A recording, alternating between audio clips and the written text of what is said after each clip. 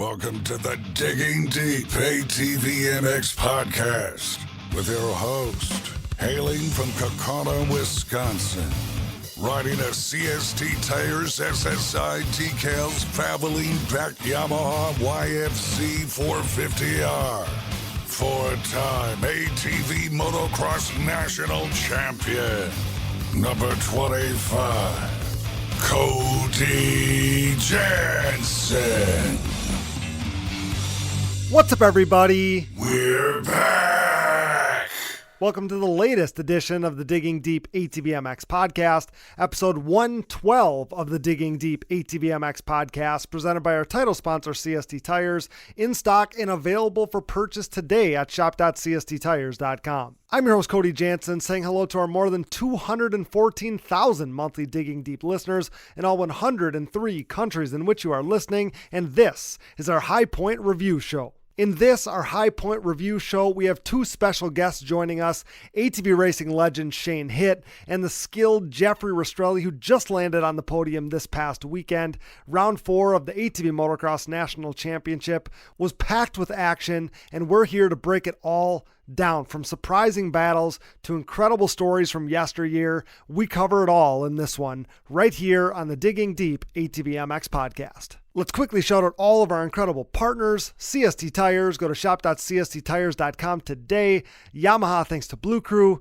Thank you SSI Decals, DID Racing Chain, Namura Technologies, Bronco ATV and UTV Components, Lauderdale Steel Enterprises and Concrete Supply, the financial advice of the Haymauer Financial Group, DP Brakes, Factory 43, Binky's Forever ATC Museum, Impact Solutions, and Manscaped. Get 20% off and free shipping with code DIGGINGDEEP20 at manscaped.com. It was big news when Manscaped announced they were jumping into the beard products game, introducing the Beard Hedger Pro Kit from Manscaped. A premium beard sculpting machine, the Beard Hedger allows dudes like you and I to style our beards to exactly our liking using a zoom wheel featuring 20 different built-in lengths. This Pro Kit also includes shampoo, conditioner, oil, and balm for your facial hair, as well as a brush, comb, and scissors. Now you're speaking my language, Manscaped. And get 20% off with free shipping by using code DIGGINGDEEP20 at manscaped.com. I say it every week, so rad that Manscaped is continuing to invest in ATV Racing as a longtime partner of Digging Deep. Help us keep them in the fold and involved in ATV Racing by using our Digging Deep 20 code so they know you enjoy Digging Deep and what we're all about. Support all the great companies that support us, and for any products that fall through the cracks, click that Rocky Mountain ATVMC banner on our website to help us out. Somehow we're already creeping up on the midpoint of this 2023 season, but we both know you still need parts and gear. No matter what off-road gear or parts you need, Rocky Mountain ATVMC has you covered. But before you buy, simply click that Rocky Mountain ATVMC banner on our website. By using our specific link, we get a percentage of what you buy on the back end, enabling you to help us out while purchasing the parts you need anyway. And did I mention that you can buy OEM parts from Rocky Mountain ATVMC as well? Yep, shipped conveniently right to your door. So click that Rocky Mountain ATVMC banner at diggingdeepatvmx.com to help us out while satisfying all your gear and parts needs. No new donors to shout out this week, but if you are interested in donating and hearing your name on the show, you can find the Patreon or Buy Me a Coffee donation links on our website. Of course, major thanks to all who have donated, and if you can't donate but you still want to help us out, you can leave us a rating or leave us a review on iTunes and Spotify. That helps us out in a major way. If nothing else, that lets our partners know that you're passionate about digging deep and keeping us around long into the future. Now, it's showtime. The 30-second board is up, it's sideways, and the gate is down. Time to dig deep. Let's go! All right, guys, High Point Raceway is one of the most historically rich venues in all of American motocross, so it only seems right to bring in a little ATV Racing royalty to help discuss some of the incredible racing that we saw at High Point's Round 4. Here to help break down all the action at High Point is an ATV Racing legend, one of the greatest ATV racers of all time, brought to you by Impact Solutions and their industry-leading suspension tuning. 4 of the top 5 pros at High Point choose Impact, and you should too.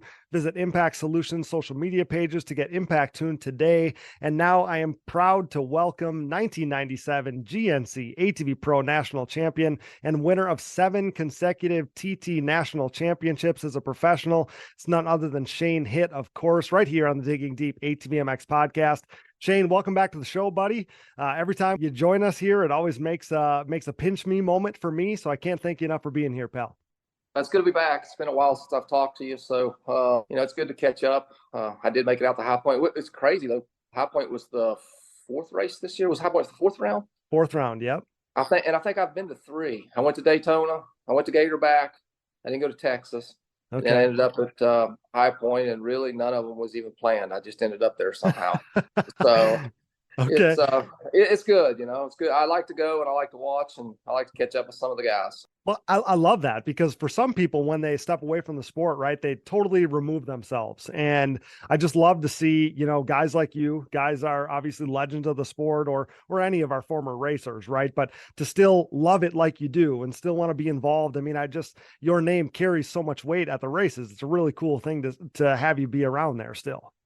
Well, it's crazy. When I was growing up as a little kid, and started riding four-wheelers, I didn't even know there was a racing, and then I started having to go to like the bookstores and get the magazines, because there was no social media, so you had to wait once a month for a magazine, and or you see the stuff at the the Suzuki Kawasaki dealership here in town, which was Smitty Suzuki, and so it was crazy. I've been a fan since I was a little kid, and and those years that I raced is kind of like a blank now. I was a fan for like Jackie Meadows and Jimmy White and Gary Denton for all those years, and then I raced, and then now it's, Chad Weenan and Joel Hetrick and, Dustin Wimmer and even like Dig or Doug, even though I had to race against him, it was crazy lining up beside him thinking, man, that's Doug Gus. And how am I ever going to beat that guy, So, and I'll see Timmy Farr and the guys that we're with. It was fun.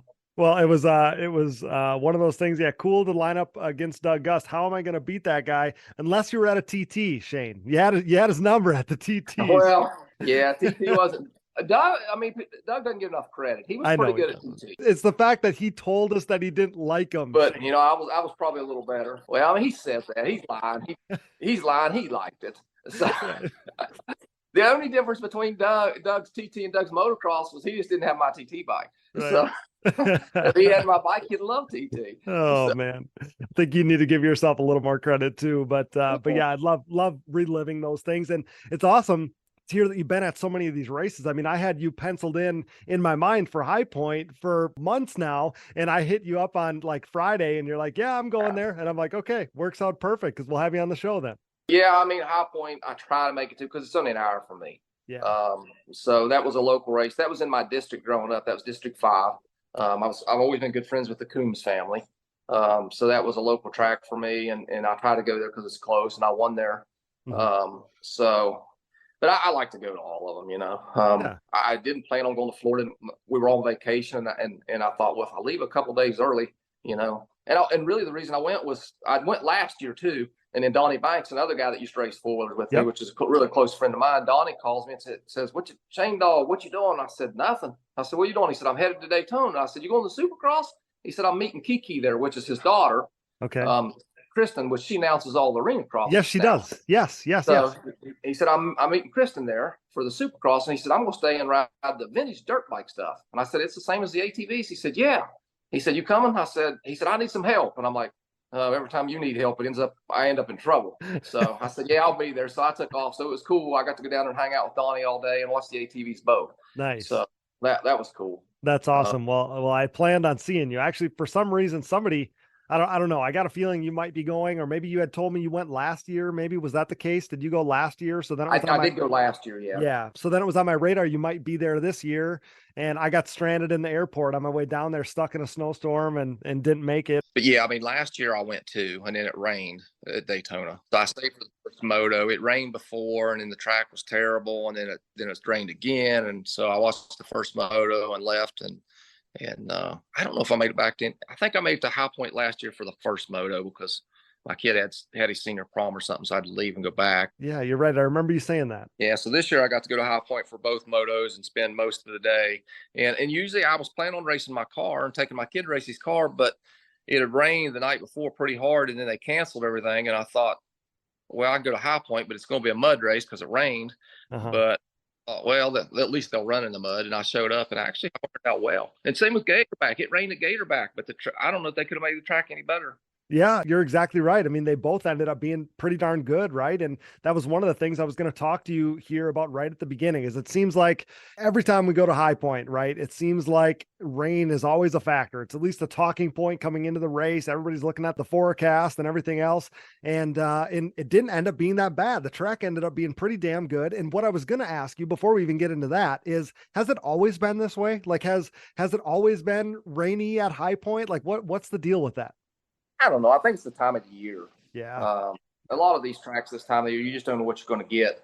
I can remember when we used to go to Muddy Creek. It rained every year at Muddy Creek. And it got so bad that it rained 4 or 5 years in a row that Sam Gammon that runs the place, he moved the track somewhere else and it rained there too. He moved to, I think it was Camp Coker or somewhere. It was all sand track down in South Carolina. Well, we went down there, it rained down there too. Okay. So Muddy Creek is a great track. I like the place. And I ran a lot of races. There's some mega series races, local stuff we go down there and run all the time. And it's a great place, but it just seemed like it rained at the National. Yeah, I think you're right. I think that some of it surely is this time of year. Like, I don't know, like when you guys raced Redbud in your day. I know at one point it was later in the year, but I remember like early 2000s when it was this first or second week of May, and it was a mud fest every single year. And yeah, coming to the Midwest or maybe this northern, whatever you'd call, the northern East Coast, whatever Pennsylvania is, that area there, West Virginia, that area, like it's just this time of year and it's going to be rainy. It's going to be chilly. Like that's one of those things. I think you're onto something.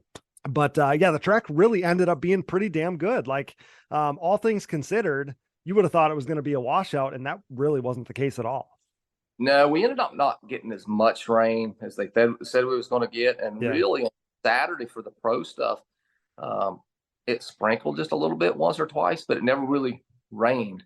But the track turned out to be really good. And the thing about that thing, it's all on the side of a hill. So it can, the water can run off. And I don't know how muddy Friday's practice was, because Friday's practice, I'm sure, was muddy.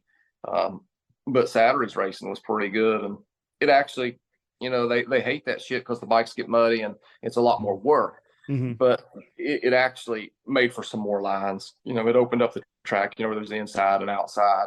And so it made for a little more passing. Everybody says the tracks are one lane and it's hard to pass, but whatever. The fast guys still always end up out front. So I don't worry too much about all that. No, I think you're exactly right. And High Point is one of those races that I think sometimes for an ATV, at least the layout in recent years, like I think it's really good. Like it's a lot of fun to ride. There is some passing points. There's some stuff that's some sections, right, that are a little tight or whatever. But honestly, it makes for good racing. We saw good racing last year. We saw good racing again this year.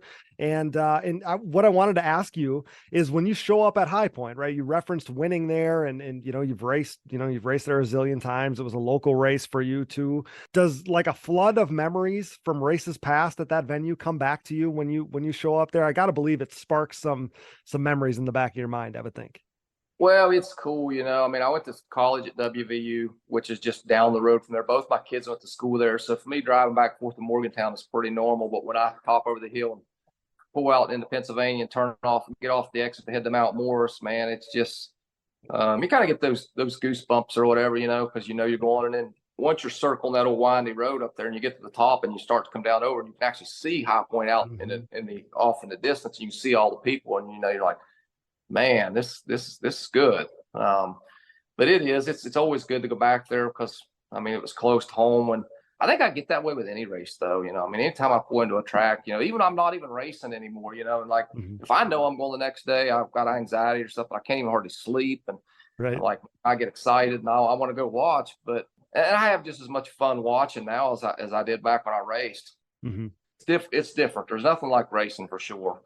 But, when you get to the point where we were at, like through our area, it was Timmy, Doug Gust, and myself. We were the top three guys for about a 10-year period there. And everybody expected you to do good and win. So it was different, and we loved going to different tracks and riding and practicing all the time. But when you rode into the racetrack, it's a whole different feeling. You're like sick at your stomach because everybody expects you to do good. I expected to do good, but you don't always do good. So it's a lot of pressure. Yeah, you're exactly right. A lot of pressure that comes from within, right? You want to, there's a lot of people that are expecting big things from you, but you also expect a ton of yourself as an athlete. I've always thought like the moment that you're not nervous, you're not scared about it, you're not fixated on it, the moment you can't sleep about it, that's when you don't care enough to still be doing it, right? Like that's actually, as athletes and probably, people that dig the adrenaline thing, that's that nervous anticipation is what we live for a little bit. Yeah, it's an adrenaline rush. The thing, old guy told me one time, he says, if you don't get pissed off when you lose, you'll never win. And so, and he's right. Yeah. I was a sore loser. I didn't like to lose to anybody at anything. And if someone beat me, I was mad at him. I didn't want to talk to him. I didn't care if he was my friend or not. I didn't like him no more. And so, right. But I don't know. It's good to go back, and like that kind of pressure is gone. So now I can just walk around and, talk to people, and I don't know a ton of people left, I mean, honestly, I know Chad, and I know Joel, and, I know Bryce, I know Rastrelli. Mm-hmm. Yeah. So, Thomas is not there no more. So, I mean, really, there isn't anyone left that I raced with, but I know the Fords obviously through Baldwin. Yep. Through Mark. Yep. But, Joel and Chad, I mean, I've known those guys forever. Mm-hmm. So, I don't know a lot of guys, but I like to watch, and the races this year have been good. The races have been great. I agree 100%. And I think I've said for a while, like if you can't be the one racing, at least talking about it is the next best thing for us, because it gets those juices flowing a little bit. And the one thing I don't want to let pass by, I got two questions for you before we get into the racing here. So one is about the Morgantown thing and West Virginia University there. Tell me about the couch burning thing, Shane, because I know nothing about that. It's obviously some tradition that probably comes from the football games or something, but tell me about that, because I know they do it at the High Point dirt bike races, and it's this big thing, right? So tell me a little bit about the couch burning thing. Well, it just started years ago at football games. When they win a huge football game, all the kids would drag their couches out of their apartments and just light them on fire and burn them, and it's just it's contagious. I mean, now it's all they talk about. We're going to burn if we beat Pitt, which is a rival of ours. Yeah. If we beat Pitt, we're going to burn our couches, and these stupid college kids will, they'll drag their couches out in the street and they'll burn them, and then they'll call mom and dad to get a new one. But yeah, I mean, that's the way it's just a tradition that it's always been. So it's crazy. I mean, Morgantown wouldn't be a very big town if you took the college out. There's 30,000 students there.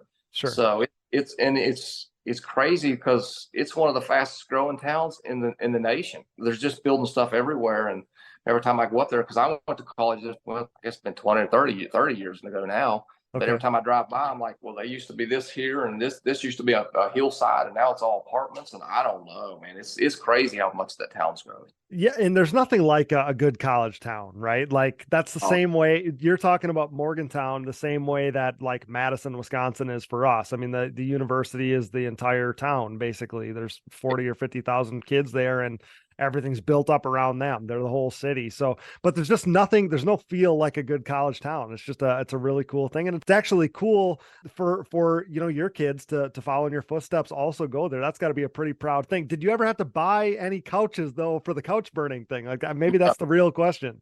No, that's not happening. Okay, good. But no, I mean, it was cool. Cause like my oldest kid, Logan, he originally didn't want to go to WVU, and I didn't care where he went. I didn't even care if he went to college, Sure. Yeah. But he went to the University of California up in Pennsylvania, and then for 1 year, and I'm like, he didn't know nobody. And then he came back to Morgantown, and my youngest one followed him up there. So, okay. But it's awesome. Close to home. It's just close. Yeah, that's awesome. It's probably the perfect balance of, I mean, obviously a great university and all that, but you're also not that far from family and home either. So that's a cool thing. The other question I had for you, and I know that this isn't a High Point memory necessarily, but it was on my mind because I think around the Gatorback time, I was looking into like the last times we went there, and I'd seen these photos before, and I remember even posting them and stuff. But in early 2006, I think it was, it would have been Gatorback, like I said, and you came back from being away from the ATV Nationals for a while, and you were racing Pro-Am. And the cool part about that was guys like Josh Upperman and Cale Downing and Rocco Arno, that crew of younger up and coming guys were racing guys like yourself, and Rodney Gentry was in there at the time. And like, how cool was that? I mean, what an awesome memory, kind of lost in time. That's just such a cool thing. So how did you find your way back at the ATV motocross races and then in Pro-Am racing these kids and Rodney Gentry, the first ever ATV motocross champion? I mean, what a cool memory. Yeah. See, I'd known Rodney for years. I'd met Rodney back when me and Randy Howard was best friends. And then Randy Howard got killed. Randy's father, Rodney and Randy were best friends. So I'd met, Rodney Gentry through Randy. Okay. And then he came back and raced a couple years in the pro class for Ray Howard after Randy passed. So I'd become good friends with Rodney, still good friends with him.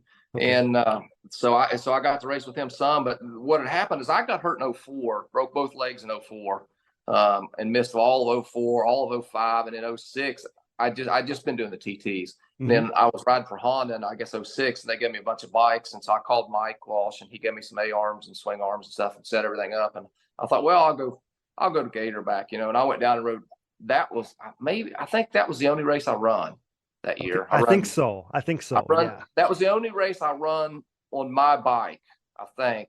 And then later that year, Mark Baldwin and Timmy Farr had that Honda deal with Josh Upperman and Mark Kendall. Yep. And then Kendall gets hurt. I think it was the same year at Steel City. Couldn't race Steel City. Well, Timmy calls me like the day before Steel City and says, Kendall's hurt. You live an hour and a half away. He says, you want to come ride his bike? And I'm like, I haven't rode motocross since whatever, Gatorback. So I said, well, I got, whatever.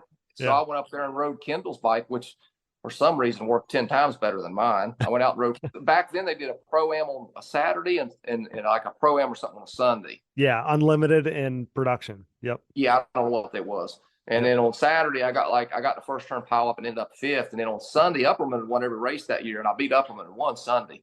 Okay. So on Kendall's bike. Sure. But yeah. There was only 2 races I ran all year. The next week they went to Alabama. Okay. And Timmy said, "Oh, you got to go." And I'm like, "No, I'm not going." And that was it. I didn't go. I ended that thing on top. But yeah, just kind of like I said, kind of a cool memory, lost in time. You come back, and I knew that injury was part of that. You come back, race those races. I knew you did really well. I think you won your qualifier at Gatorback too, I think. And then you ended up in the top 5. Yeah, I can't remember, but I mean, going back, that was the last time I was at Gatorback. Till this year, and I walked in, and the place still looks really, really the same. I mean, there's a few changes. The starting line's a little better. Well, I don't know if it's better if you watch Joel and Chad, but they'll probably not say it's any better. But the track, a lot of the track is the same, and it was cool. It was kind of raining, and I just showed up by myself, and I ran into Mike Walsh, and I think I spent pretty much the whole day with Mike. So we just kind of stood around and watched the races and talked. So it was cool. I love that. Like I said, your name and just your presence has so much meaning at the ATV races. That's a pretty special thing. But we should probably get into talking about High Point a little bit. Like we talked about, the weather was a factor, obviously, coming into the weekend. It was a factor on Friday. It was a factor on Sunday. But for the program on Saturday, it ended up being pretty darn good there. And yeah, so qualifying probably goes how everybody would have expected it to go. Joel Hetrick tops the board as fast qualifier, followed by Bryce Ford, Chad Weenan, Jeffrey Rastrelli, Brandon Hogue. That's the top 5, and then the rest of the crew. And in qualifying, riders often, take time getting up to speed a little bit, then dropping the hammer and pushing the limit after that. But the same could not be said for that first moto, Shane, at High Point. The first moto there on Saturday was some of the best racing you'll ever see. Well, I mean, unless you forget about Joel, he pretty much stunk up the show. That was the worst case scenario for anybody, was him to get that whole shot. Yeah. It was perfect for him. But once Joel got out front from second on back all day long, was good racing. Those guys mixed it up, between, Chad was in there, Jeffrey was in there. Well, Jeffrey in the first moto rode around second, and then it was it Hogue? It was Weenan, Hogue, Bryce was in there, and then Max was in there at the beginning. Remember, Max just got the whole shot, Max Lindquist, and between those guys, crazy battle.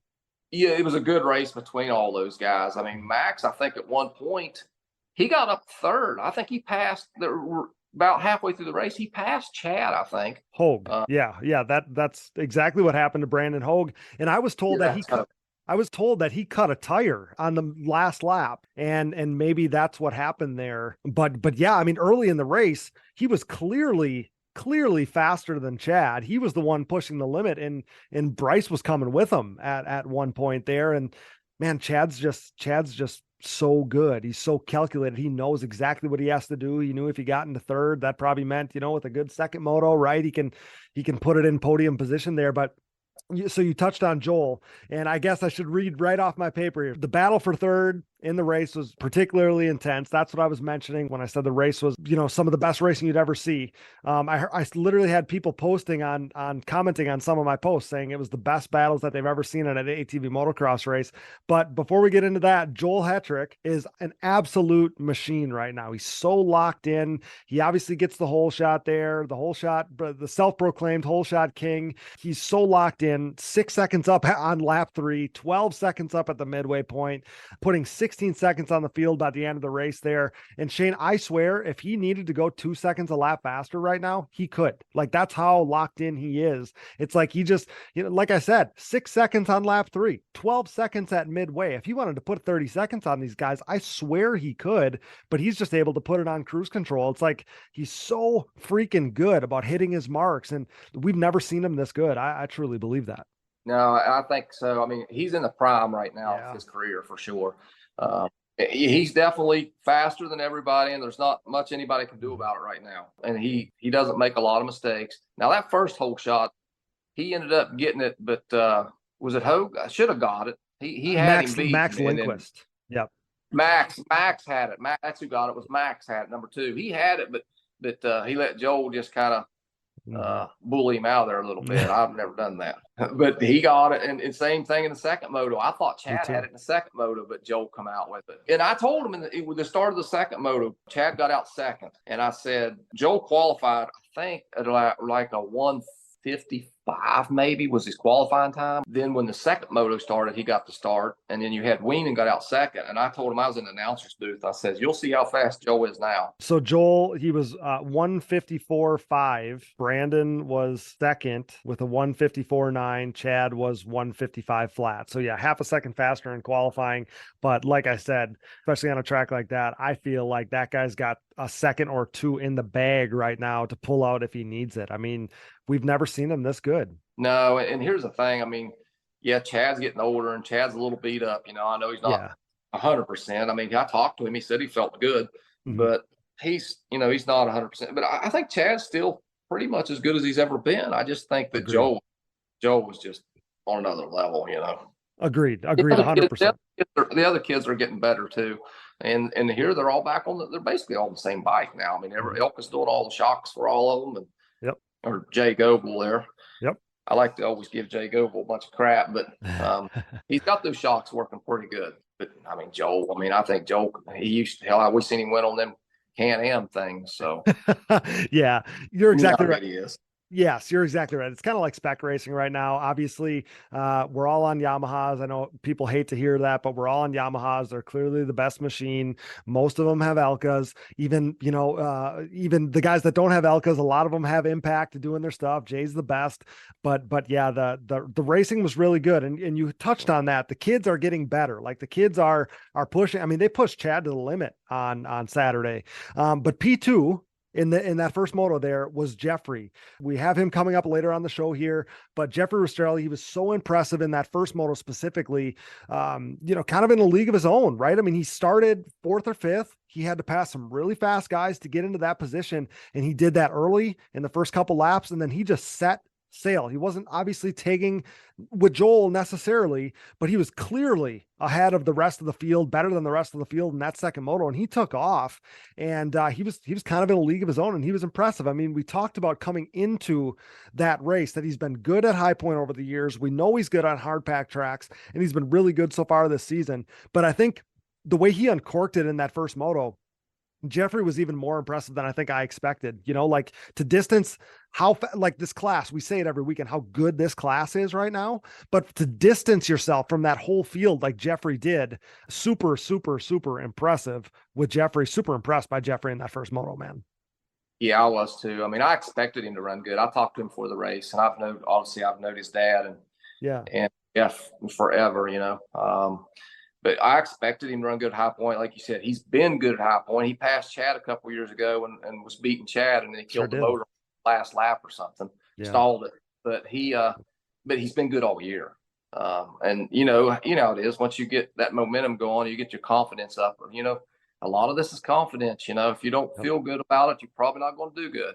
Well, kind of like you, Shane. He's been so good at High Point over the years. We'll ask him this, but he shows up at High Point and he feels it. I know that for a fact. Yeah, he was good, and I expected him to be good. I mean, I've seen him ride good there, and I've seen him be faster than Chad there. Right. So I expected him to be good. And in the second moto, he got out there, and other than Joel, I mean, he did. He got the second. He gapped him. But the second moto, I think he rode maybe better than he did the first moto because he didn't get a good start. Well, in so much, right? Like so much every week we talk about how important the start is. And man, like Jeffrey was able to move up past some really stiff competition in both motos to get, like, he didn't just hole shot in second and third and get a podium on the day. Like he finished, or he started in fifth or whatever, basically both motos or worse, and made it happen. And just really impressed with that. And we referenced the battle for third there in that first moto between, Jeffrey kind of set sail. He did his thing, but Chad was in it. Brandon Hogue was in it. He was the one, quickest at the early stages. Bryce had to come from the back and get up there. Max was in the mix, but that battle was eventually won by Chad Wienen. Late race charge from him to get by Hogue and Bryce and some of those other guys. But the young guns gave him all he could handle. Max had the spot early. Brandon was all over him for a while, made the move, and obviously at the finish, Bryce was right there. But Chad was able to get the third place spot in that first moto. What a race that was to watch. And he had an uncharacteristically terrible start in that first moto. He was like 10th and was able to make that happen. And I found myself wondering, we put a lot of stock in the fact that he had 3 weeks to heal before this race. But I wondered then, this was a hard pack track, totally different from Texas. And I wondered if, the hard pack track was maybe a little more rougher on him than we expected. Well, I mean, it's one thing to have 3 weeks to heal, but then, if he's actually trying to get healed up, he can't ride much either. Yeah, that's true. I guess he's not on the bike, and as well as I do, there's nothing more important than being on the bike. I mean, you go to the gym and work out and ride your bicycle or whatever, but it's not the same. Right. But Chad's just a stud. I mean, anybody can come back from a broken collarbone that quick and even consider riding. I mean, I don't even know why he done it other than he just likes to race, I guess. But I mean, he don't have nothing left to prove. But I mean, he come back, and I mean, I talked to Baldwin right after he broke his collarbone, maybe the next day when we were in Florida, and I said, "Well, how long's Chad out?" He said, well, "He's getting surgery and he's going to race in Texas." I'm like, "Wow," I mean, he don't need to race, but I mean, he went down there and got second. Mm-hmm. So, and that's all heart. It just adds to the story of his incredible career. That's what I kept telling him. He's incredible. And he's a good dude. But I mean, you can look at him. He's so skinny now compared to the way he used to be that anytime he falls off that thing, he'll break something. And think about all the years, and we obviously never saw him crash, right? But for 10 years, the dude never fell off. He never crashed. He never got hurt. He finished on the podium every race except for, one chain breaking or whatever. Like, it's just incredible to think about that. Like, it's just unreal. But yes, he's transformed his body and his training and his eating habits and everything else. I mean, and obviously, like, that's an obvious thing, to say, because like he's racing at, getting close to 40 at the very top level. But the crazy part is we saw at Gatorback, we saw a glimpse of what it's going to be like when he's not there. And it's just like one of those things I'm scared of, like he's got the Tom Brady aura to him, right? Like you just see Chad Wienen and it's like, that's ATV racing greatness, whether you love him or you hate him. Like, he's one of the greatest ever. And what he's done is incredible. And I just hate the fact of, I don't even like to think about the fact of him not being there in possibly the near future. I'm trying to hold on to these Chad Wienen, races and battles. And we just expect him to be at the front every weekend. And obviously he wants to win and, all these things, but I just want to appreciate him being there because it's greatness that we're watching. Oh, it is for sure. I mean, he's if he's not the best ever, he's going to go down as the second best ever behind. It's going to be between him and Gary. Yeah. And he's for what he's done. I mean, even as good as Gary was, I mean, he didn't go 7 or 8 years and never not finish off the podium. Now that obviously it was in a little different era because you had motocross and TT both. If Chad would have had done motocross and TT, he could have never done that because I don't know if Chad would have been the best TT rider, but he might, I mean, he might have been. I mean, he might have been perfectly fine, but Joel would have been crazy on TT. He was a good TT rider as a youth guy, and we see how good he is on hardpack stuff. Yeah. So, but I mean, what Chad has done, you hate to lose those guys because he's been there for so long. He's been through the whole era. I mean, you think when Chad started was right at the end of my career, and he was there, but right at the beginning before the factories come in. He went through all the way through the factory stuff, and now he's doing it all himself again. Still got Yamaha support, but and that just shows that Chad loves it because a lot of those other guys that showed up and raced, in like late in my era, and then the factories come along and they got factory rides and they got big paychecks and stuff. As soon as they left, they were gone. They're hard. I mean, they obviously they like doing it, but then when they wasn't going to get paid a lot of money, they said they didn't want to do it, so they didn't love it like Chad did. But you hate to see Chad go. I'll tell you what the crazy thing about it was at Gatorback when he wrecked, when him and Joel wrecked in the first turn, it might have been the best race all year because those two guys were out of the picture. Yep. Joel was way in the back. Chad was way in the back. But Chad still beat some of those guys with a broken collarbone. If I was those guys and Chad beat me or passed me with a broken collarbone, I'd just hang it up. I know. So Logan Tremelin from Tremelin Media House texts me and he's like, hey, you want to see something funny? Look at Chad's lap time compared to some of the amateur classes when Chad was riding with a broken collarbone. And it's just gnarly. He was jumping stuff still, jumping some of the big hits on the track with it. And he said he knew he was hurt, right? But that's what makes him great. He's just one of the, he's indescribably good. Yeah, we were standing, I was with Mike Walsh and we're standing there and the wreck happens and they get up and Joel takes off and Chad takes off. And Mike says, must be something wrong with his bike. And I looked at him and I said, no, I think he's hurt. And Mike says, yeah, we couldn't tell. But then when he would go down where the finish line was, you go down and you make a left and then you come back right. I mean, he was riding down through there with one hand. He was holding his other arm up against his chest. And I said, yeah, he's hurt his shoulder or something. Yeah. He was still doing all the jumps and stuff with a broken collarbone. I don't know if you ever broke your collarbone, but that's painful. I broke mine and ain't no way in hell I'm racing with a broken collarbone. So. Oh my gosh. It's unreal. But I love the fact that the younger guys got a taste of that stuff. Like I think that we saw it even give guys like Bryce and Jeffrey a little more motivation going forward. But yeah, getting back to Chad, he just knows exactly what he needs to do. And we saw that late in that first moto at High Point. And Moto 2, he gets a much better start, nearly grabbing the hole shot from Joel. Like you said earlier, he was on the outside. Joel just edges him out for that hole shot there. But the defending champ, Joel again gaps the field in this one yet again. Chad Wienen would run runner up for the entire moto. He ran throughout the moto there in second, but looking a little more like the Chad Wienen, we know and we expect at this point in that second moto. I think with a hole shot. I mean, at Texas, we knew that hole shot was so important for him. He got the hole shot that he needed. Top 2 hole shot at High Point obviously made his job a little easier. And Jeffrey would race his way to a podium position in that second moto. But again, he had to race through some fast guys. He referenced on the podium, and we'll talk to him about it on the show, a bonsai pass he made to pass Bryce Ford on the inside of a roller there to get the position. He knew that was pivotal. And yeah, so why don't we get Jeffrey in here to talk about it? We'll get Jeffrey in here to chat about another impressive day, very strong start to the season for him. So let's talk to Jeffrey, and then we'll come back and finish up with Shane Hitt right here on the Digging Deep ATVMX podcast. We'll get right back to the show, but now a word from our sponsors. And thank you for listening to these ads. Without these great companies, none of this would be possible. Show your support for the people who support us.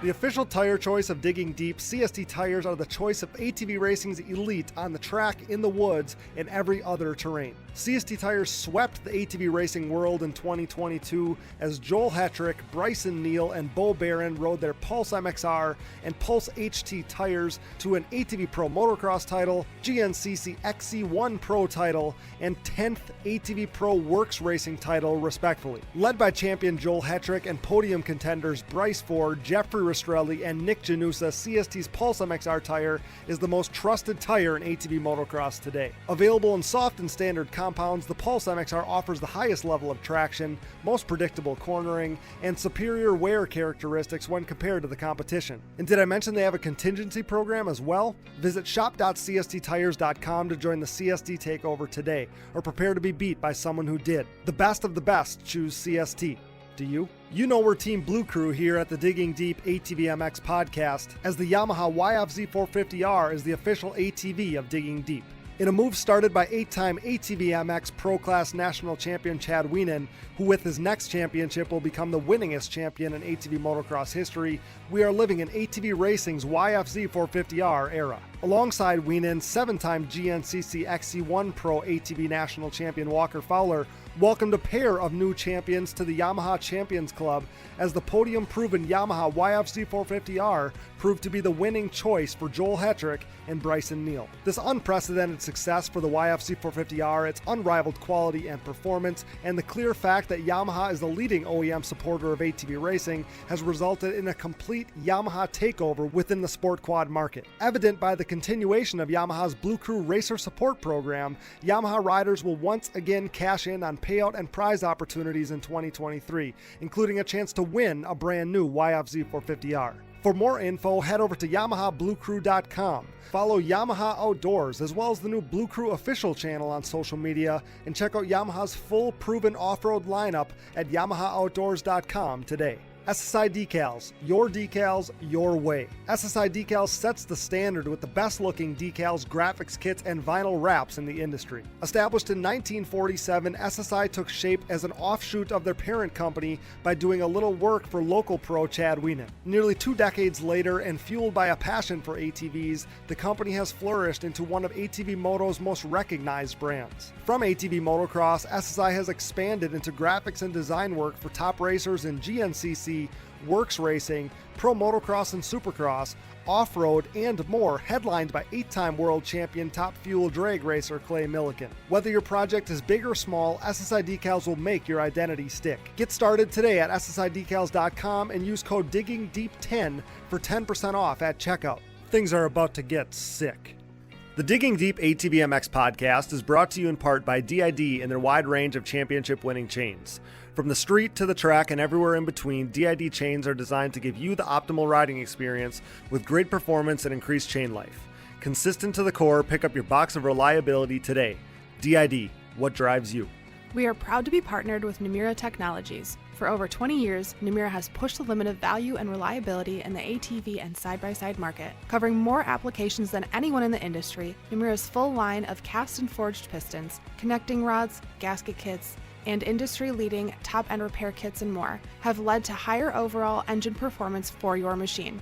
Visit your local dealer or online at www.namura.com and follow along on Instagram for giveaways and exciting new products in 2023. Namura Technologies, your one-stop shop engine component supplier. We are pleased to be partnered with Bronco ATV and UTV Components.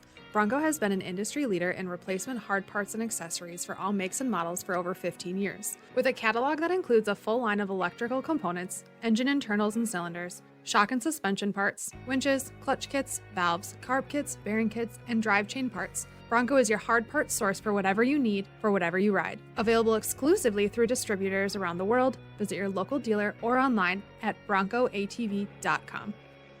All right, guys, this next guest has been enjoying a season to remember, and this past weekend, he added yet another trophy to his impressive mantle, brought to you by Binky's Forever ATC Museum. Binky's unbelievable collection of 3- and 4-wheelers is now available for public visits, and Saturday dates have just been announced from now through November. Start planning your trip today at binkysforeveratc.com or on their social media channels. And now joining me following his 26th podium finish of his professional career is none other than Rastrelli Racing's Jeffrey Rastrelli. Jeffrey, buddy, welcome back to Digging Deep. I've been itching to get you back on the show here in the early stages of the season. Stoked to have you, pal.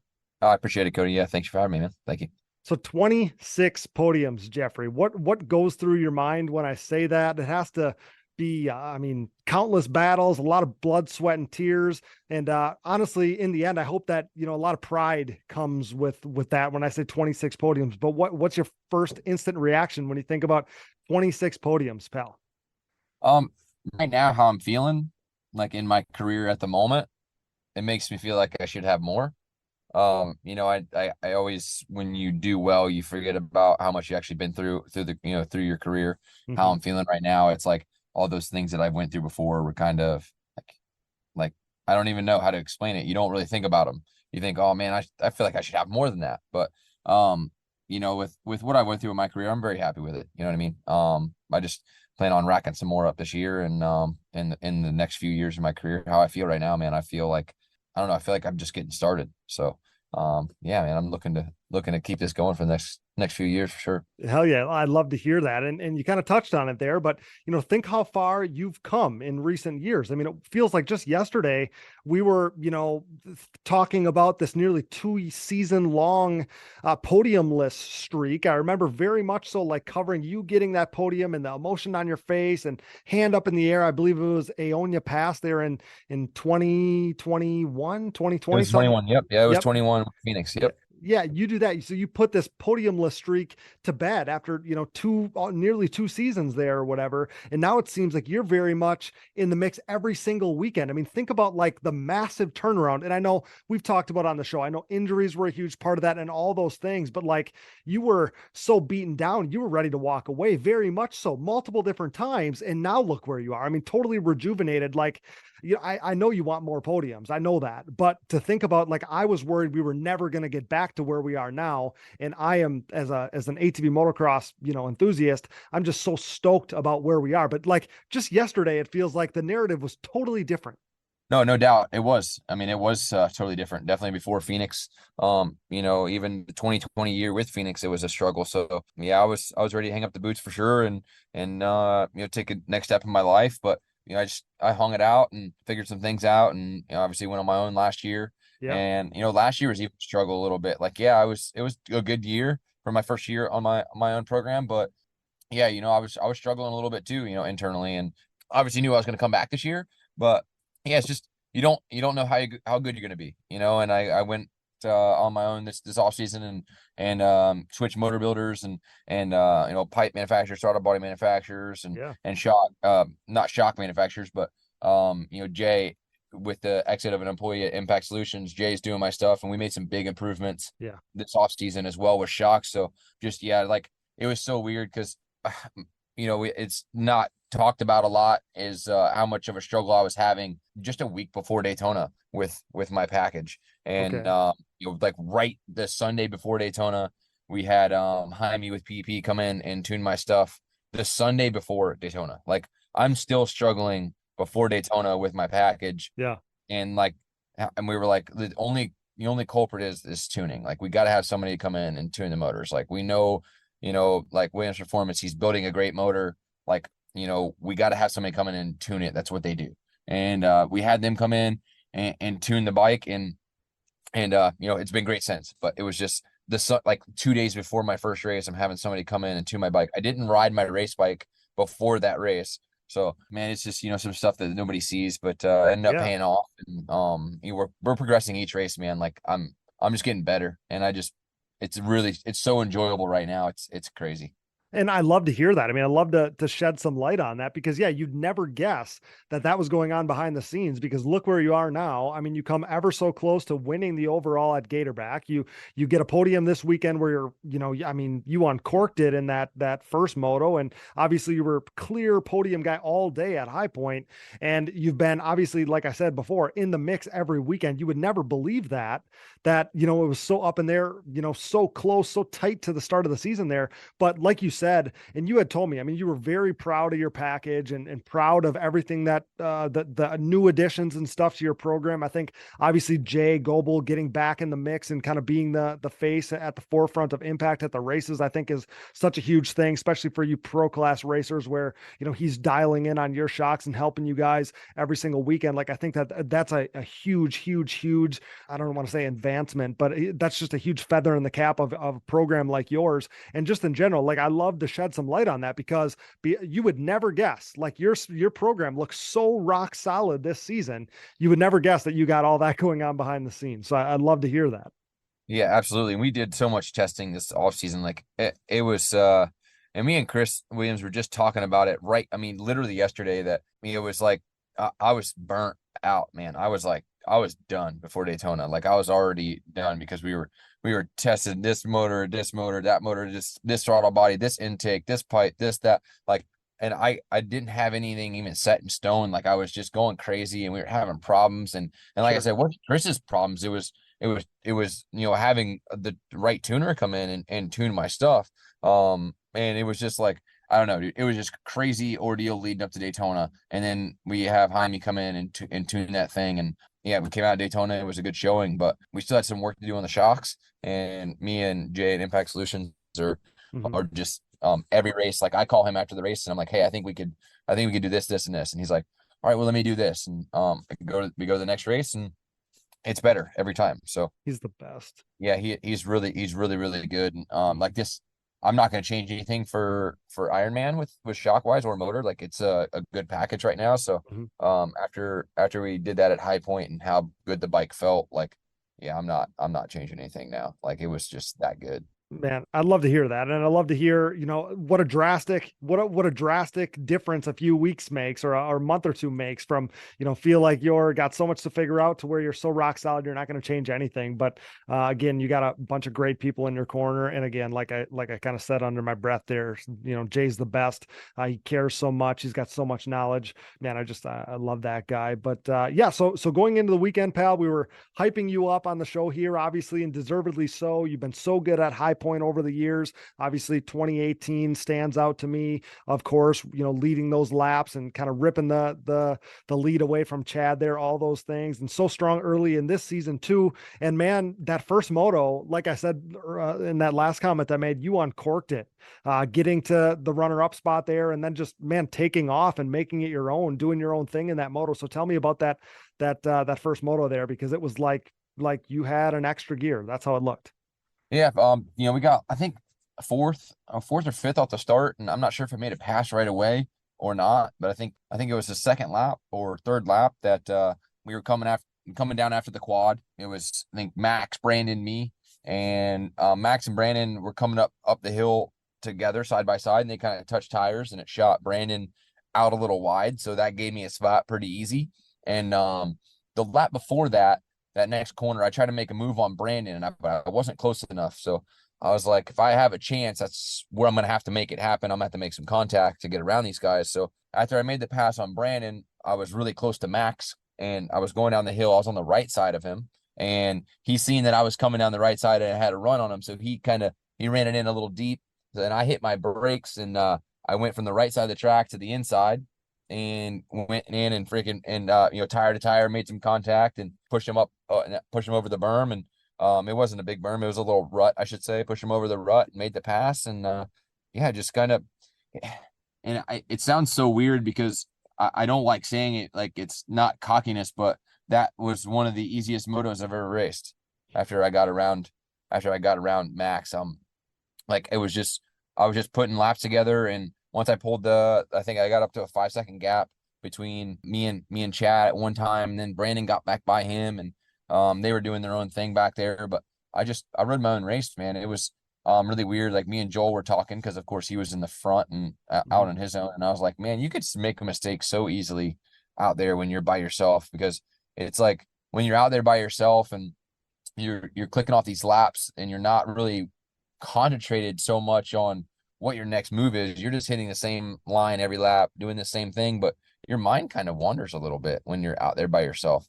Like you can, and he's like, man, you hear everything too. Like your bike, you're like, is there just something wrong with my bike? Like, what did I hear? What was that? It's like, Right. It's a really weird feeling that I don't usually get, like obviously like the second moto, it was the total pure opposite of that. So no, man, it was so awesome. And like I said, it doesn't happen often. So I was enjoying that one for sure. Yeah, you got time to think. I mean, that's what it comes down to. Like when you're out Yep. on your own, you're not, and listeners are going to be able to kind of think about this even in the amateur classes. When you're locked in some battle or you're trying to chase somebody down, that's your only focus.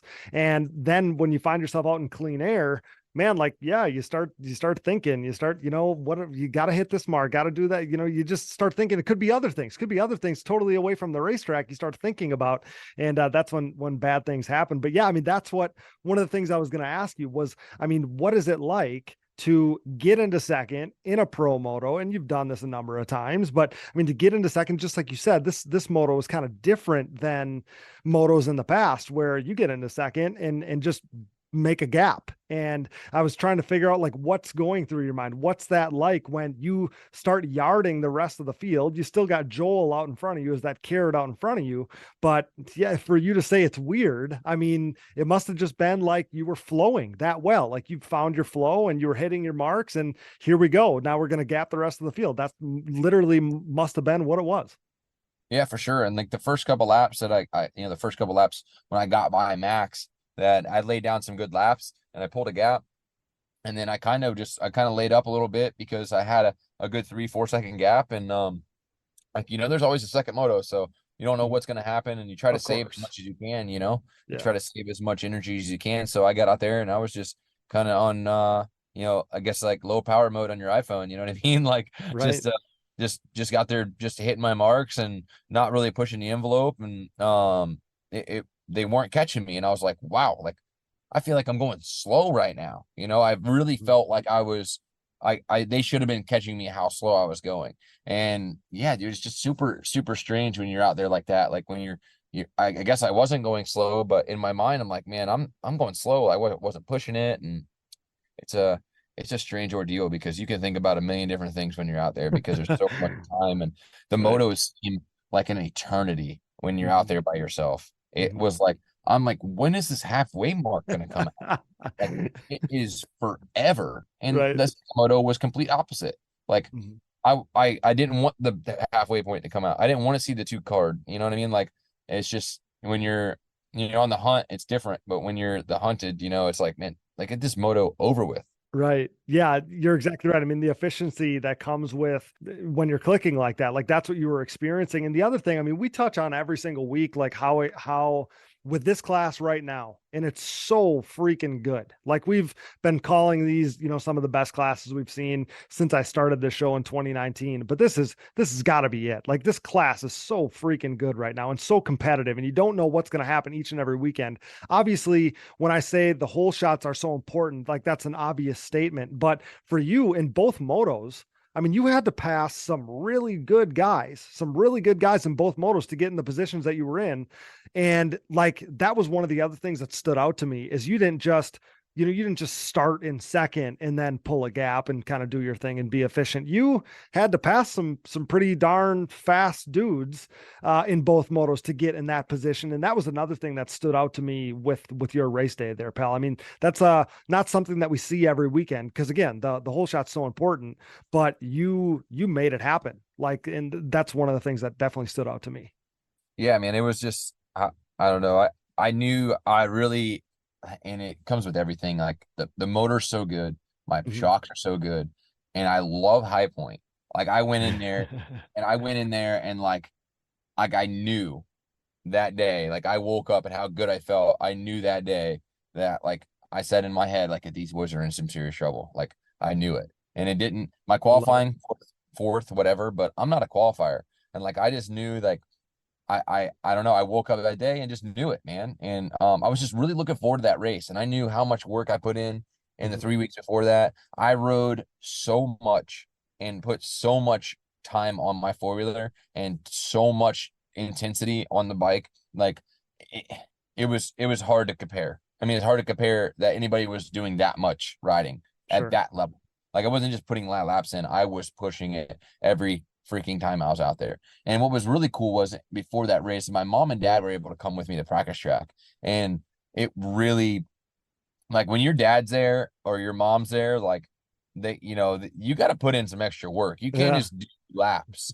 Like you got to you really got to lay it on the line. They got to know it. Yeah. And then you got to make sure you're doing 25s. You're not pulling off at 20. Like, I'm good. Like you're doing 25-minute motos. So that was really cool too. Like that my dad, my mom were able to go with me to the track, and like we were really it really makes you dig. So yeah, but like I made my way through the pack, and I had a couple lines, man, that I was hitting and I was able to hit that other people weren't able to hit. And I just had a couple things that up my sleeve that nobody else was doing. And just that flow and that bike, the bike has, just a massive amount of power. And I'll say it over and over again that it's that and the shocks, man. Like Jay's got me so dialed, and I was just super comfortable, like I said, and going around those guys and pulling a gap. It was just a different level of confidence boost for me, for sure. Yeah. I mean, like I said, it looked like you had another gear basically all day. You touch on qualifying. You're not a qualifier. When I see Jeffrey Rastrelli qualify fourth, I know it's going to be a good day, like that. Oh yeah, for sure. I was like second the first one. I was was like, man, that was too easy. Like I came off the track. I was like, that's too easy. Like that's, and it was so fun, and I like, it comes with loving that track too. Absolutely. The track to me is so fun. I don't know what it is about that place. Like it's identical every year. Like it does not change. And every time I go there, I'm like, this place is freaking awesome. I love it. And it's the same way I feel about Ironman. I freaking love that place. Yeah. So it's weird, like growing up in the South Florida sand, and I love hard pack tracks way more than sand tracks. That's how I am. Okay, so let me read off my page here, because in my notes I have, what is it about High Point? I mean, we joked about the fact that a Florida guy that should thrive in the sand, right? We've talked about that a number of times, always seems to be at his best on the hard pack tracks. But at High Point, you show up, you seemingly have this extra gear. And I was going to ask you, like, do you really just get this wave of momentum just by simply showing up at the facility? But you've already confirmed to us that that's truly what happens. Like you enjoy the track so much, you enjoy riding there so much, you obviously have this track record that's so strong there. You truly show up with a wave of momentum just because of High Point, and that's awesome. Yeah, and it's true. I don't know what it is about the facility, and a lot of people have it. You hear about it in Supercross, like you hear about it in Supercross, they show up to MetLife Stadium and that this person has this stat here because this for the past 10 years they've averaged a 2.6 positioning. You know what I mean? It's like, and then the other guy is like an 8th place guy every year. It's just some people gel with the stadium and the vibes and the track and I don't know, the dirt. It's just I've just always liked that place, always enjoyed it since I was little, and I just show up there and I'm just like, I'm gonna whoop some butt today. You know what I mean? Like I just knew. And and just me and my wife too, like we were able to go, we stayed in a hotel this weekend, and I don't know what it is about staying in a hotel too, man. It's really weird, like getting away and like exiting away from the track, and it's not like working till 9:30 at night. Like it's just you're able to leave, go get dinner, and go to the hotel and completely not think about racing at all and getting away and taking a nice hot, not an RV shower. You know what I mean? Like a normal shower. I don't know, man. It was just super weird. Like I did it at Gatorback too, and I just had that same vibe. Like it was just life is good. You know what I mean? And I don't know. I guess I'm a hotel guy, but just everything was combined. You know what I mean? It was just an awesome day, man. I just can't get over it enough. But that second moto, I think was even more important to me than the first one, for sure, though. Well, I mean, the track record maybe shows now. You just got to be a hotel guy all the time. If Gatorback, I'm in. If Gatorback goes as well as it does, and you're staying in a hotel, and then this weekend too, obviously the writing's on the wall there. But then You referenced the second moto, so tell me a little bit more about that, because it was very similar in the fact that you had to make some passes on some really fast guys to get in position there. But then you get to that third spot eventually, you secure the overall. But I think was it in the second moto that you on the podium referenced a pass of Bryce? That must have been a second moto pass. Yes, it was second moto pass. So Yeah. what's crazy was I think I got a terrible start, really. Like, I don't know how I came out where I came out, because like I came across the gate and everybody was a bike length ahead of me. Like I guess I grabbed the clutch too early and I hit the gate and it kind of popped my bike up, and like everybody was gone, like all the guys that are around me. So I had to tuck in and thankfully kind of funneled in behind them. And I saw Chad came around in second and I was just so upset. You know what I mean? Like, I was just like, you've got to be kidding me. Like, he needed to start behind me because I knew I was going to go forward, but I didn't know if I could go forward past him because of how good he is at realizing where you're going to be, but go by him or whatever. He knows, he's just so so experienced, and like, you're going to be like, oh, I'm gonna come up the inside of you. And he's like, no, you're not, we'll just move over, Right. and all these, like, these rookie guys are like, they think, you'll move, you're moving over at the right time, or you know where you're going. They don't know like Chad does. So I knew that was going to be a really tough race. And at the beginning of that race, man, those guys were like Brandon and Bryce and Chad. I mean, Brandon and Bryce are actually faster than me and Chad at the beginning of that race. And they were putting a charge on. Brandon caught Chad and Bryce was right there with him. And then I caught them, because I think Chad was actually holding them up a little bit, holding us all up just a smidge at the point of that race. So like midway through the race, that Brandon and Bryce had a little bit higher pace than even me and Chad. So they kind of went forward. And then I think Bryce went down in the back corner where I made the move on Max and tried to make a move on Brandon and didn't make it stick, and actually allowed me to make a run on him up the next hill. And I had the second moto, I changed my line going down that back hill. I was all the way on the left side, and I was able to double down the hill, and it wasn't a double. It was like, it had a drop off, but there was a kicker down at the bottom of the hill. And I was able to hold this thing wide open and double down it and carry so much speed into that corner. And I was actually going inside to outside. And I don't know, for some reason, my bike just would stick there so good. And when I get on the gas, it would actually eat those boys up that were coming from around the outside and staying on that berm. Like, I was cutting in and fading to that berm. And I freaking came out of there and I was running Bryce down up the hill. And there's that single. So it's the tabletop before you jump down the hill before the finish line section.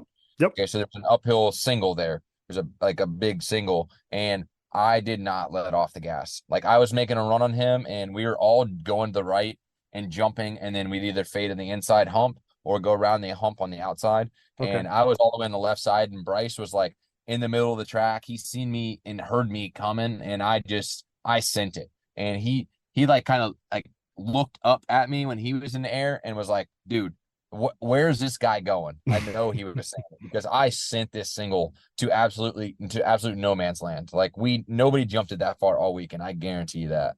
And I sent it, and I landed right next to him, and he tried to cut me off going in that inside single. And I was not letting off. I'm passing you right here, period. And I actually posted the pass on my story. I don't know if you've seen it. I did. Where yes. I passed Bryce. Yeah. So we it was wheel to wheel. So we made a little wheel to wheel contact, and it kind of shot him, out over the inside single and landed on the berm and kind of got him stuck. But like, I think that kind of messed with him a little bit after I did that. He's like, okay, this guy's going to the front, and like, I just, not today. Like, I just ain't got it for him today, maybe, you know what I mean? And that was my goal. Like, I wanted to break him right there. Like, I wanted to make the pass stick, and I made a little contact, and it wasn't but a half lap later that after the stair steps there, the downhill whoops, that I had an outside line and Brandon was taking the inside, and I went around the outside and I passed Brandon, pulled a tear off in the air while I was passing him, just some James Stewart's type stuff, which I watched the video. I was like, dang, that was cool. Didn't even know I did it. You know what I mean? Just like something super cool, like going by him, whipped out and kind of pulled a tear off and landed, and just was like, all right, now it's time to catch Chad. So I just had a couple little lines, and there were some spots where they were better, but where I was good, I was really good. So, and once I got by those guys, man, me and even Chad, I think Chad knew I got around them, and I think he knew to put the hammer down too, because checked out on them guys. Like Yes. that's where I was like, I couldn't believe it that I checked out on them that quick Mm-hmm. and that much by the end of the moto. Like it was a substantial gap, and I was very proud of that for sure, because that's not me either. My fitness was just so good, and I wanted to get Chad so bad, and I'd get through everything I had at it, but just didn't quite have the enough pace to catch him.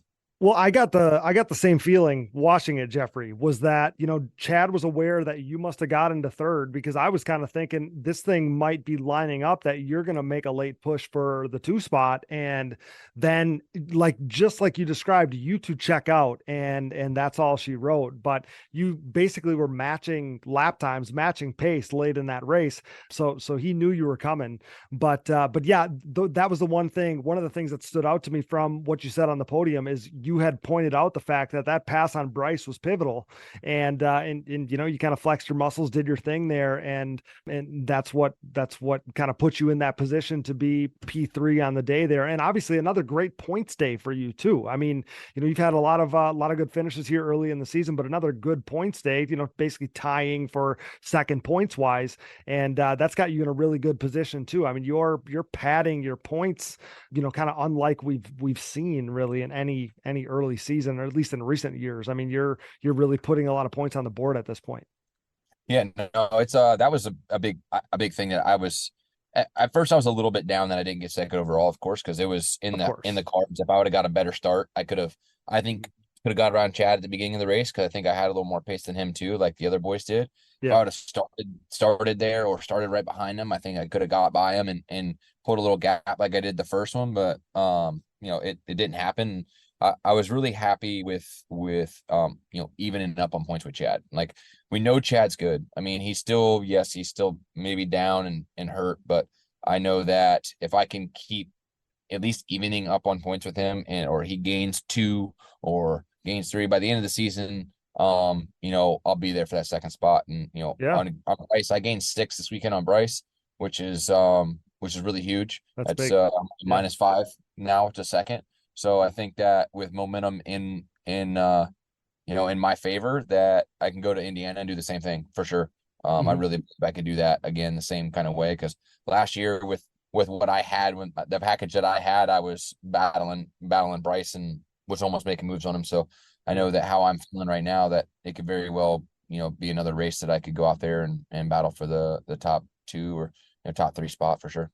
Yeah, dude, for sure. I think that you're exactly right. I mean, in pro class racing, it's not like amateur stuff where, there's, no matter how the motos go or whatever, first gets 25, second gets 22, third gets 20. That's not how it works in pro class racing. Like, you guys tied for points on the day. Yeah, you would have rather had second than third, but in the end, like at the end of the season, it really doesn't matter. You tied there, and it was another great points day for you. And I do think, and again, I know you'd rather have second than third, but I do think that the podiums are so important. Obviously, you we started this conversation touching on that. I don't know if a decade, well over a decade at this point into your pro career, if they're any sweeter in your, I don't want to say later stages, but all these years later after you started your pro class career. But if nothing else, I mean, grabbing podiums when you're a rider for Rastrelli Racing, representing your own brand, doing things your own way, putting together your own program with people you choose to work with. I mean, I got to believe that if nothing else, a lot of pride comes with that. Oh, absolutely. I mean, we're prepping the race bike. I mean, we're doing everything. You know what I mean? I mean, it's start to finish, it's on me.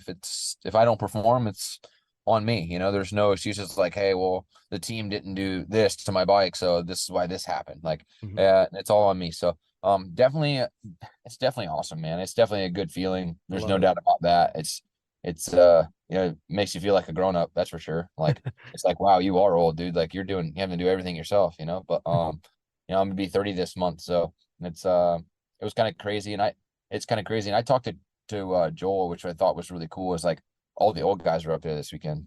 You know what I mean? Like on the podium, like all the veterans were up there, and I think that's super cool. all these young bucks are trying, but it was like, no, the old guys got you this weekend, you know? So, right. I mean, the young guys gave everybody a run, right? Like you said, I mean, yeah. they were fast, especially early in that first moto and stuff. But yeah, it's obviously like the gang's back together up there on the podium when, you know, Yeah. Joel, Chad, yourself. I don't think of you as old guys. I mean, you're my age, but these kids are getting younger and younger, it feels like. Yeah. But But you're if that's the case, then you're old too, Cody. That's oh, for I'm sure. old. I'm old. I feel old. But you know, Absolutely. it was it's super it's gratifying knowing that you know that I the choices that I made this off season were the right choices. You know, I think that's yeah, we're just steps ahead, or steps a couple steps above where we were last year. And it seems like the only reason that is because I chose to go, you know, a different way with, you know, multiple different things, and Yeah. end up working out, you know, and that's just how it is. Like, it was at first a little bit nerve-wracking and not knowing if it was going to pay off. I didn't know if it was the right choices or not, but I knew I had to try something. So really gratifying. All those decisions are looking right at this point, pal. Looks like you guys, you know, hit the, you know, like you hit the nail on the head with all the choices that you made. And last thing I want to touch on, and kind of in this realm of choices that you made, is I want to talk about your mechanic situation. I've been, you know, looking forward to asking you about this for a while now, because I don't think he's going to all the races or anything, but early in the season you had Mark Mattel wrenching for you, and Mark, of course, was racing you and I back in the 300 days, and then you yourself and Mark end up battling each other for Pro-Am titles, and eventually going pro at the same time, where he edged you out for Rookie of the Year. What an incredible story, honestly. Incredible connection. I just think that it's so damn cool to think of, like, he's the one standing behind you on the gate as you experience arguably the hottest start of your professional career all these years later. I mean, what a story that is. It's truly remarkable to think about, but I wanted to at least get your thoughts on that. I'd be remiss if I didn't touch on that a little bit. Yeah, I mean, if it wasn't for Mark, I mean, I don't know if I would have made the choices this offseason to go to the motor builder that I went to, you know, Williams Performance. Like, Yeah. Okay.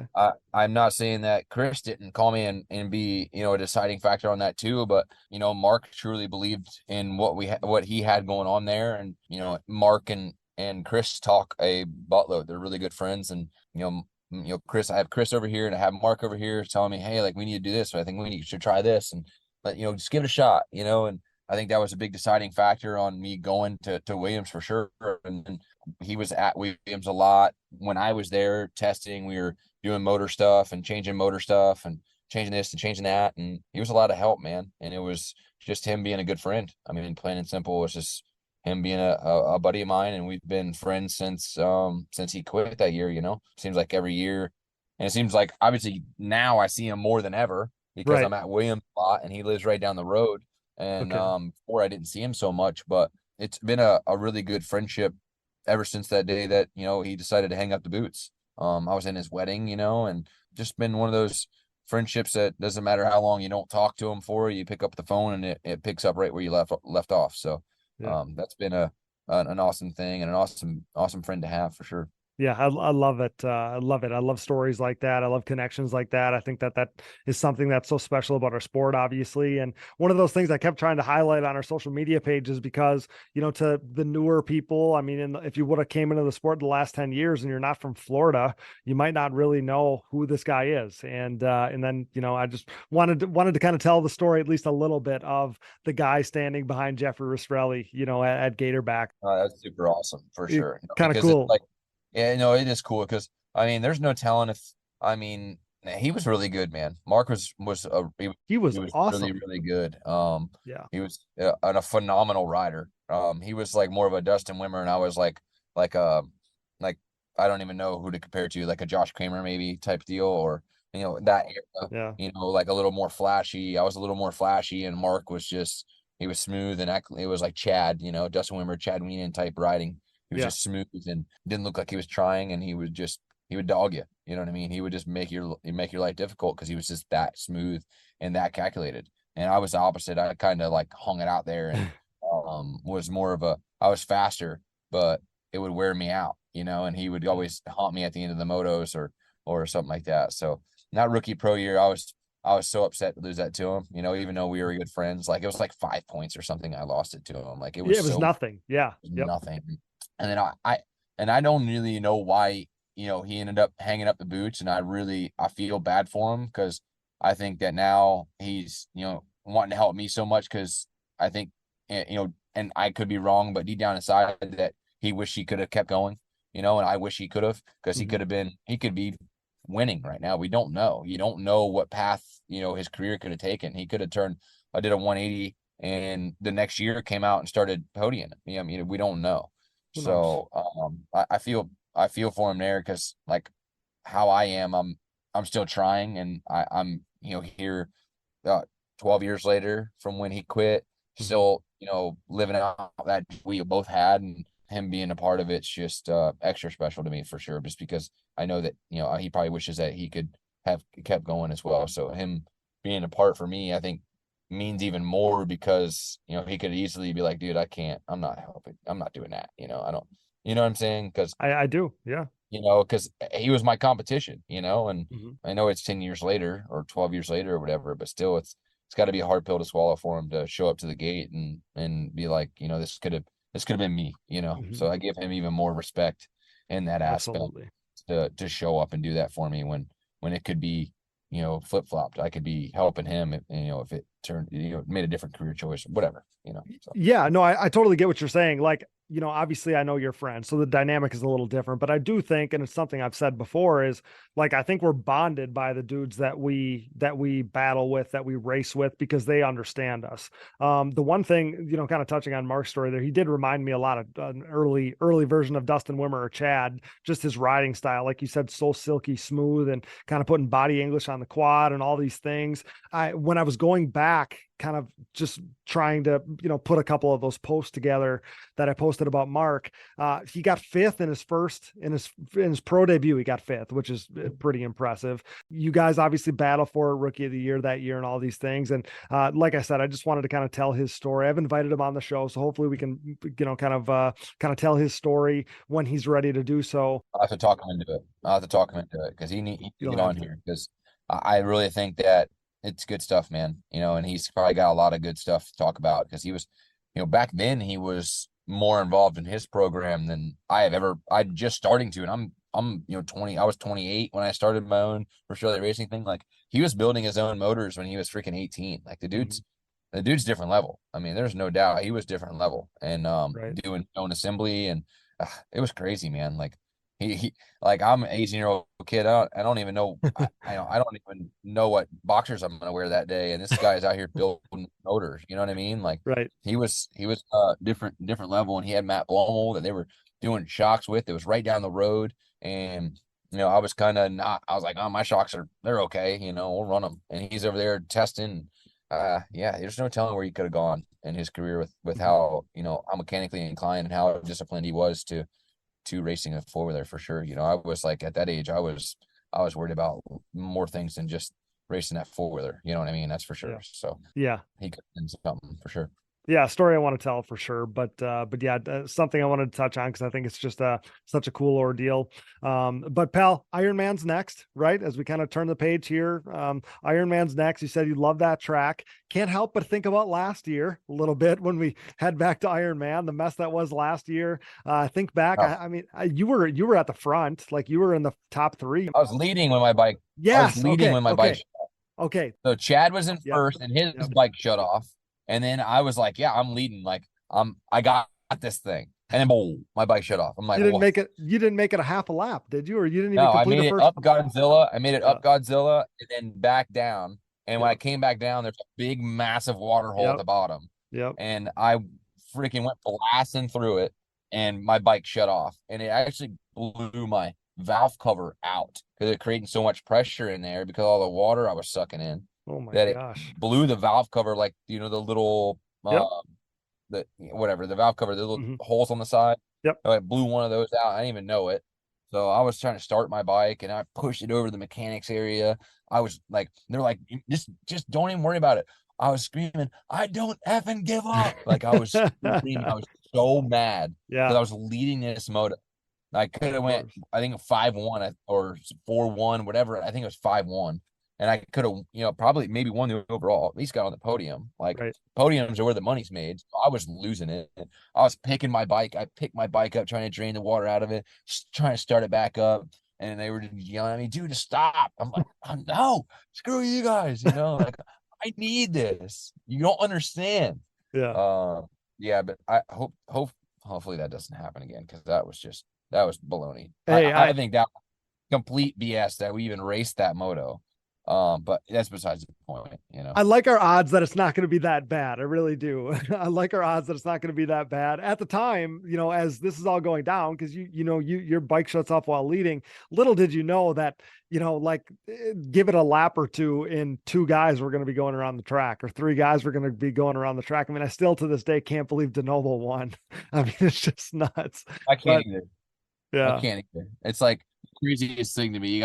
You got whatever, there's maybe 16 riders at that race, Yeah. and hardly anybody finished the race. Mhm. It was that much water on the track. Like Yeah. it's remarkable that, you know, I don't know, man. I was so upset, you know, not at Nick, but the fact that he won the race when I was out there and could have won it and leading. It was just, it hurt bad, because I was like, I was out front and I would have just not blasted those holes like I was blasting them, you know, like Yeah. I could have won. But Yeah. Wesley was right. He passed me. Like he was trying to pass me. And I'm like, well, he's doing it. Like I gotta win, you know, I gotta keep up. So I was Yeah. blasting water holes, and the next thing I know, I don't even get to finish the race. And I felt so bad too, because before the race, I told DJ, which is a good friend of ours. Yep. I told DJ, I was like, DJ, we got to tape up the airbox. Like, and it was like we were hit or miss. Like, should I not? You know, like, and now I don't care, because like at Gatorback and at High Point, because there's chances of rain, I ran a full airbox the whole weekend. Sure. Like I didn't. But last year I was like, oh, well, I don't know, what should I? And it was like, all right, tape the airbox, and it wasn't a tape job that was the best tape job in the world, and allowed a lot of water to get in there. And I mother F DJ when I got off the track, all up and down the place. And I felt so bad. Like I was just so upset at this situation. I was like, DJ, I freaking told you to tape this airbox. There's 2 pieces of tape on here.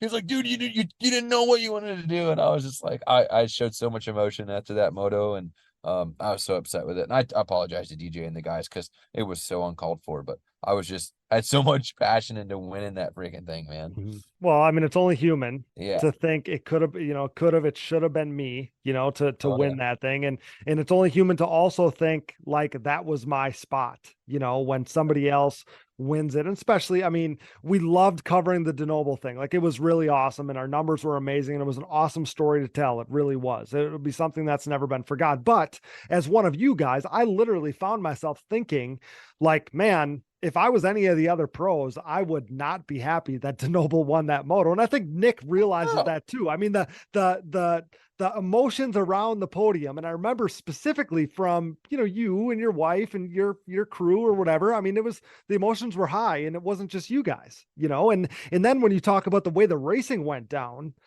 I mean, Wesley is obviously going for it early, but he was, by the end of the race, because he only did 4 laps maybe, or whatever it was, like that was the whole race. Well, later in the race, he's like now slowing down and going around the puddles, or going slow through the puddles so he doesn't ingest water. And here comes Nick DeNoble. He doesn't give an F, and he's blasting through everything. And that's how he makes the pass at the very end and wins the thing, and I remember, and I've said it before, that Nick DeNoble comes over the podium, he wins. And I say, Nick DeNoble just won. I could tell by watching the timing and scoring that he was going to win this thing leading up to it. He crossed the finish line, wins it, and nobody even believed me. I mean, it was like, that was so far out in left field.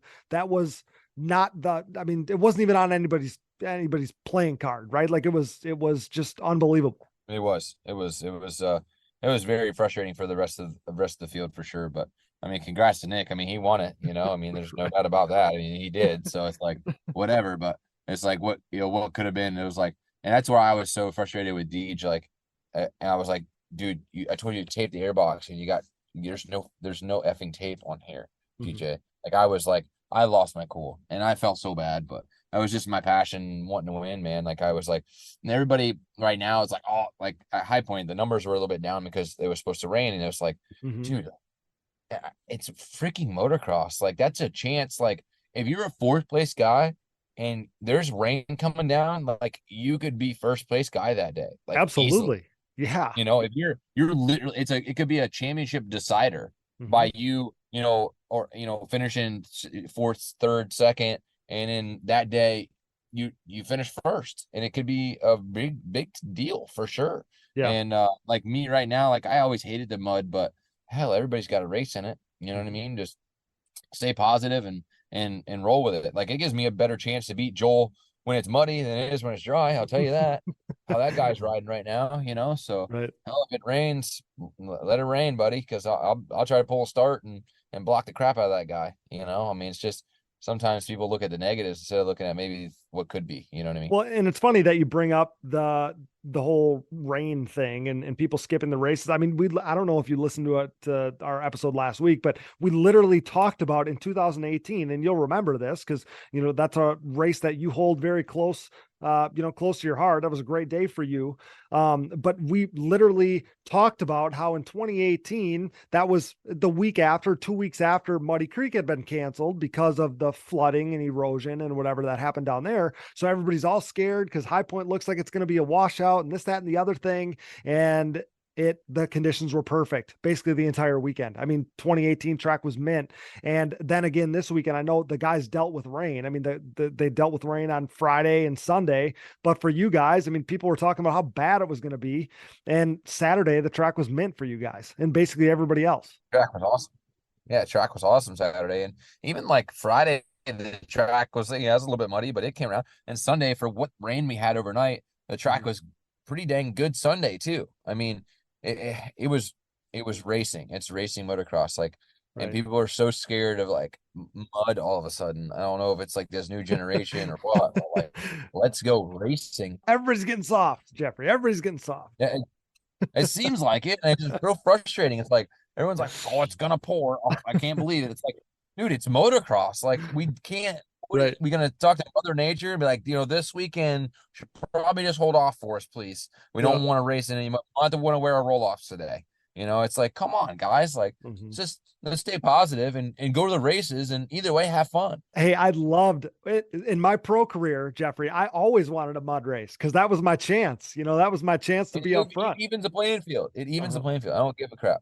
I mean, it plain and simple evens the playing field. And, like I said before, if I got a chance to beat Joel, that's going to be the one. Like, that's going to be, I mean, that guy's so good right now. More than likely, the only way we're going to beat that guy is if something happens to his machine, or if it's a mud race and we can roost the crap out of him for 20 minutes. That's just plain and simple the way it's going to have to go. I mean, he's that good right now. So it's like, and even the rest of the field, you get a good start and it's going to be, do good. So, but yeah, like 2018, you said with High Point, I remember the pictures like I have of me leading Chad and we're jumping over the finish line, triple step up. And in the background, there is a massive storm cloud. I mean, it is black. Yeah, black. So it was, and it passed right through and it was fine. So it's like, and if people don't show up to Indiana because it has rain in the forecast, I'm going to be so upset because like, dude, it's motocross. Let's send her. Yeah, it is. And all that being said, Jeffrey, enough mud and rain talk, because I mean, we want perfect conditions, don't get me wrong.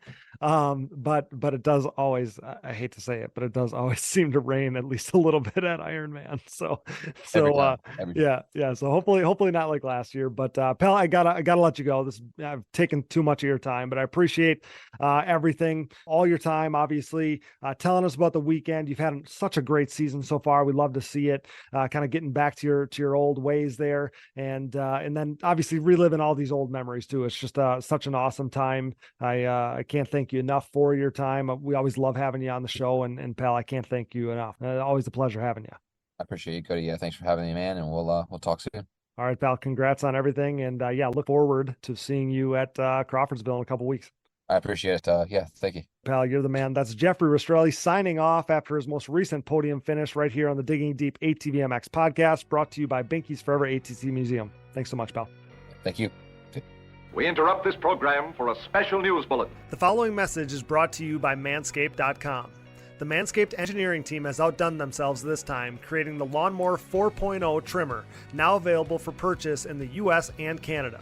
Join over 2 million men worldwide who trust Manscaped, an official sponsor of the Digging Deep ATVMX podcast, with this exclusive offer of 20% off and free worldwide shipping with code DiggingDeep20 at manscaped.com. I'm one of the first people to try the new 4.0 and I am blown away. This thing is next level. What sets this trimmer apart from all the rest? The Lawnmower 4.0 gives you the ability to turn the LED spotlight on and off when needed for a more precise shave. It features a new multi-functioning on-off switch with travel lock for those of us who like to travel. And my favorite, the new trimmer allows you to customize your trim with 4 different guard lengths, an upgrade from its predecessor that only featured 2. If you're listening, you know that good tools are a must, so wait no more to get the best tools for the job. Get 20% off and free shipping with code DiggingDeep20 at manscaped.com. That's 20% off with free shipping at manscaped.com by using code DiggingDeep20. Hey everyone, this is Larry Mills, president of DP Brakes North America and proud partner of the Digging Deep ATVMX Podcast. We at DP Brakes are a longtime supporter of ATV racing and the world leader in sintered brake technology, dominating the ATV world for decades by supporting the best four-wheeled racers on the planet. This year's lineup includes Jeff Rastrelli, Mark Baldwin and Baldwin Motorsports, Ford Brothers Racing, Nick Janusa, and many more, including Mr. Digging Deep himself, Cody Jansen. Plus all the top 17 GNCC pros such as 7-time champion Walker Fowler, Bryson Neal, Hunter Hart, Cole Richardson, Jared McClure, Adam McGill, and previous champion Chris Borich. These top riders continue to appreciate the high performance and impressive durability that their DP brakes have to offer. Products ultimately help place them on top of the podium week after week. DP brakes are available through www.dp-brakes.com, or you can purchase them through your local Parts Unlimited stocking dealer, or you can even message us, myself, Larry Mills, or DP Brakes on Instagram or Facebook. And if you have any questions about product or sponsorship support, please ask us. We are waiting for you. Join the best ATV riders in the world equipped with DP Brakes, and have a great year, everyone. Nearing 2 decades into the brand's existence, Factory 43 is back and better than ever, continuing to make major waves in the ATV world. For the 3rd consecutive season, Factory 43 is the official aluminum parts choice of the Phoenix Racing ATV team, providing their state-of-the-art Evo Nerf bars, MX-style front bumpers, and grab bars for 2-time champ Joel Hetrick. If you're in the market to upgrade your Nerf bars, bumpers, or grab bars, head over to factory43atv.com to see their full line of industry-leading products available for all makes and models. Head over to factory43atv.com today. Success in the ATV MX world is similar to what creates financial success as well. The right people, the right advice, and more importantly, hard work and the benefit of an ongoing relationship as situations change and adversity is experienced. Do you have the right financial advisor to help you reach your goals? Haymauer Financial Group can create a personalized, goal-based plan to help your family prepare for whatever life brings. Call me, Scott Haymauer, at Haymauer Financial Group, a private wealth advisory practice of Ameriprise Financial Services, at 920-338-8150. That's 920-338-8150. Offices located in beautiful De Pere, Wisconsin, with registrations and clients nationwide. Headlined by their 4130 Chromoly, Launderville Steel and Concrete Supply is a full-service steel supplier of new and surplus steel, aluminum, and stainless steel products. This racing family-owned full metal service center and concrete product supplier comes with over 30 years of experience serving the entire United States from their central Midwest location. As the #1 choice for nationwide shipments and with available next-day delivery in select areas, LSE has you covered near or far. 4130 is not just the chromoly tubing and plate used in the building of chassis for an array of motorsports applications, but it is also the name of the newest addition to the pro paddock with riders Jaden JJ Launderville and Max Lindquist, introducing the new 4130 Motorsports team. Launderville Steel offers a large selection of material for any project, including their concrete division that can supply everything you need to complete your next business or personal project. For a quote or more info, visit laundervillesteel.com today or give them a call at 715-675-6193. That's 715-675-6193. Here at Digging Deep, we have an obvious passion for ATVs and pridefully enjoy sharing the sport's history. Since 2019, when the podcast was born, we've been working to partner with individuals who share our passion, but one man and his vision had been missing from our partnership group. Until now. When it comes to the sport's history, the hallowed grounds of Binky's Forever ATC Museum has it all. Binky Tapscott's mind-blowing collection of 3- and 4-wheelers has preserved history by spanning all makes and models from Honda 3-wheelers in chronological order to unique builds that shaped ATV racing as we know it, like Doug Gust's iconic DRZ-powered hybrid thumper and everything in between. There's no denying Binky's passion, a passion that we certainly relate to here at Digging Deep. Binky's goal is to share his amazing collection with fellow enthusiasts by making his prized possessions accessible to the public via scheduled visits. Follow Forever ATC Museum on Facebook and watch foreveratc.com for further updates on possibly getting a chance to see Binky's Forever ATC Museum for yourself. We are proud to welcome Binky's Forever ATC Museum to the Digging Deep family. As the #1 podcast in ATV racing, it's only right that we partner with the industry leaders in suspension tuning. Insert Impact Solutions. Impact Solutions is a full-service ATV and side-by-side suspension center specializing in the revalving and service of your motocross and off-road suspension. With over 25 years of elite-level knowledge, experience, and testing with riders of all ages and ability levels, Jay Goebel and the Impact crew strive to exceed clients' expectations for service and setup. Impact Solutions is the official Elka Suspension Service Center of the United States, offering unmatched product knowledge and experience. Whether you're in need of service, parts, warranty, sales, or technical support, Impact Solutions has you covered. Head over to impactsolutionsatv.com or give them a call today. Thanks for listening, and remember to support our partners. Now back to the show. All right, back here on the Digging Deep ATVMX podcast with Shane Hitt discussing High Point 2023. Major thanks to Jeffrey Rastrelli for joining us there. And man, that second moto had great racing yet again in that second moto. Jeffrey racing up through the pack there. Brandon Hogue, Bryce Ford, and Nick Janusa all battling there.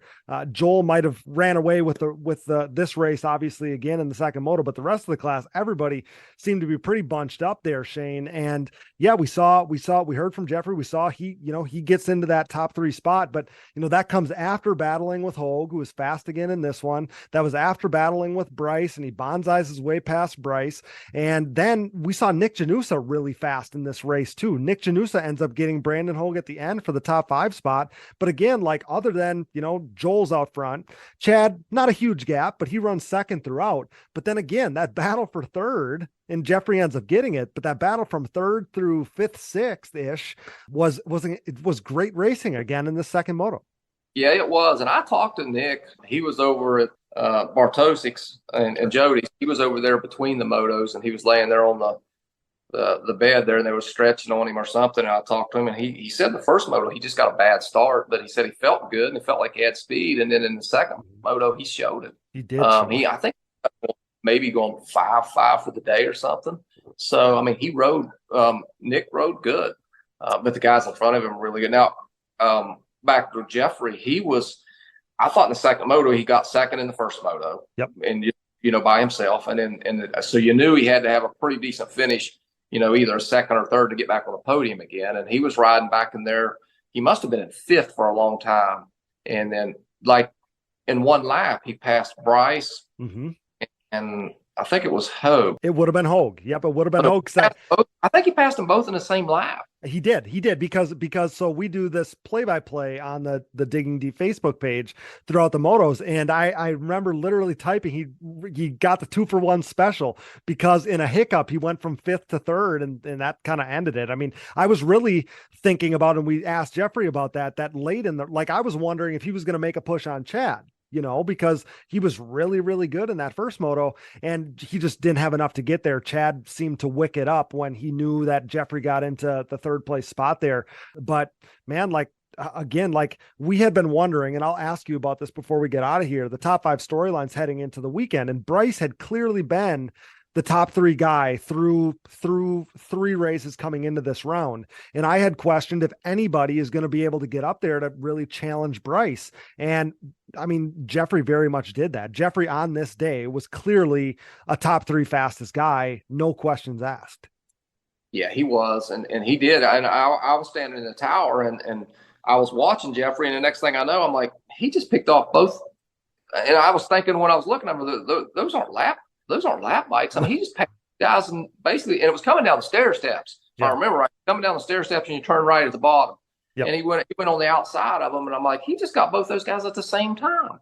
So he was fast, and It's crazy when you look at Chad, and then you look at Joel, and you look at Jeffrey. I mean, you got this great big monster in Chad, and you got these two little guys. But yeah, exactly. They're putting up a fight, and like you said, that Bryce so far this year has been the third guy. But like the races I've been to, like at Gatorback, I mean, Jeffrey was all over him, and I sure was.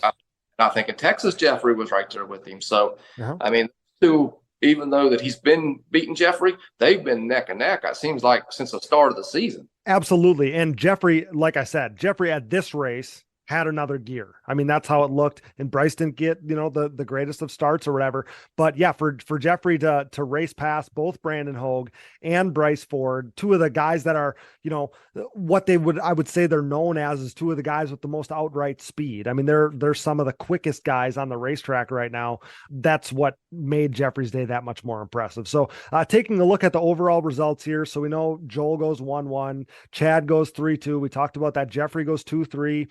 So he ties for Chad Wienen for points on the day. Great points day for Jeffrey. Another good points day for Bryce Ford. 4-4 on the day. I was super stoked to see in the Ford brothers press releases and posts and stuff that they were obviously, Bryce had put together a podium streak here, 4 races deep. He doesn't get on the podium this day, but it's another good points day for him. I mean, he's second in points at this point, and Jeffrey is only 5 points back. But then, looking back behind that, I mean, he's got a good distance on the rest of the field there. So a great points day for Bryce Ford. He goes 4-4. And then rounding out the top 5, we talked about Nick Janusa, phenomenal charge in that second moto, 6-5 on the day. And we talk about him being 4th or 5th, on all of these, because he's literally made a career of being, 4th and 5th. I know he wants more than that, but this class is so damn good right now. Like, you look at some of the guys that didn't finish in the top 5. I mean, Brandon Hogue, he finishes 6th overall, 5-6 on the day for 6th overall. He was clearly better. He was clearly better than we had seen at any race this season. We saw some of the flashes that we expect from him, but, and he was even running in the top 3 in both motos, but that's how fast this class is right now. Like, 5-6 on the day was Brandon Hogue. And I just think, I don't know. I think back to last year, would Brandon Hogue have even going the speed that he was going, would he been, outside the top 5? Like, I don't think so. Like, that's just how good this class is at this moment in time.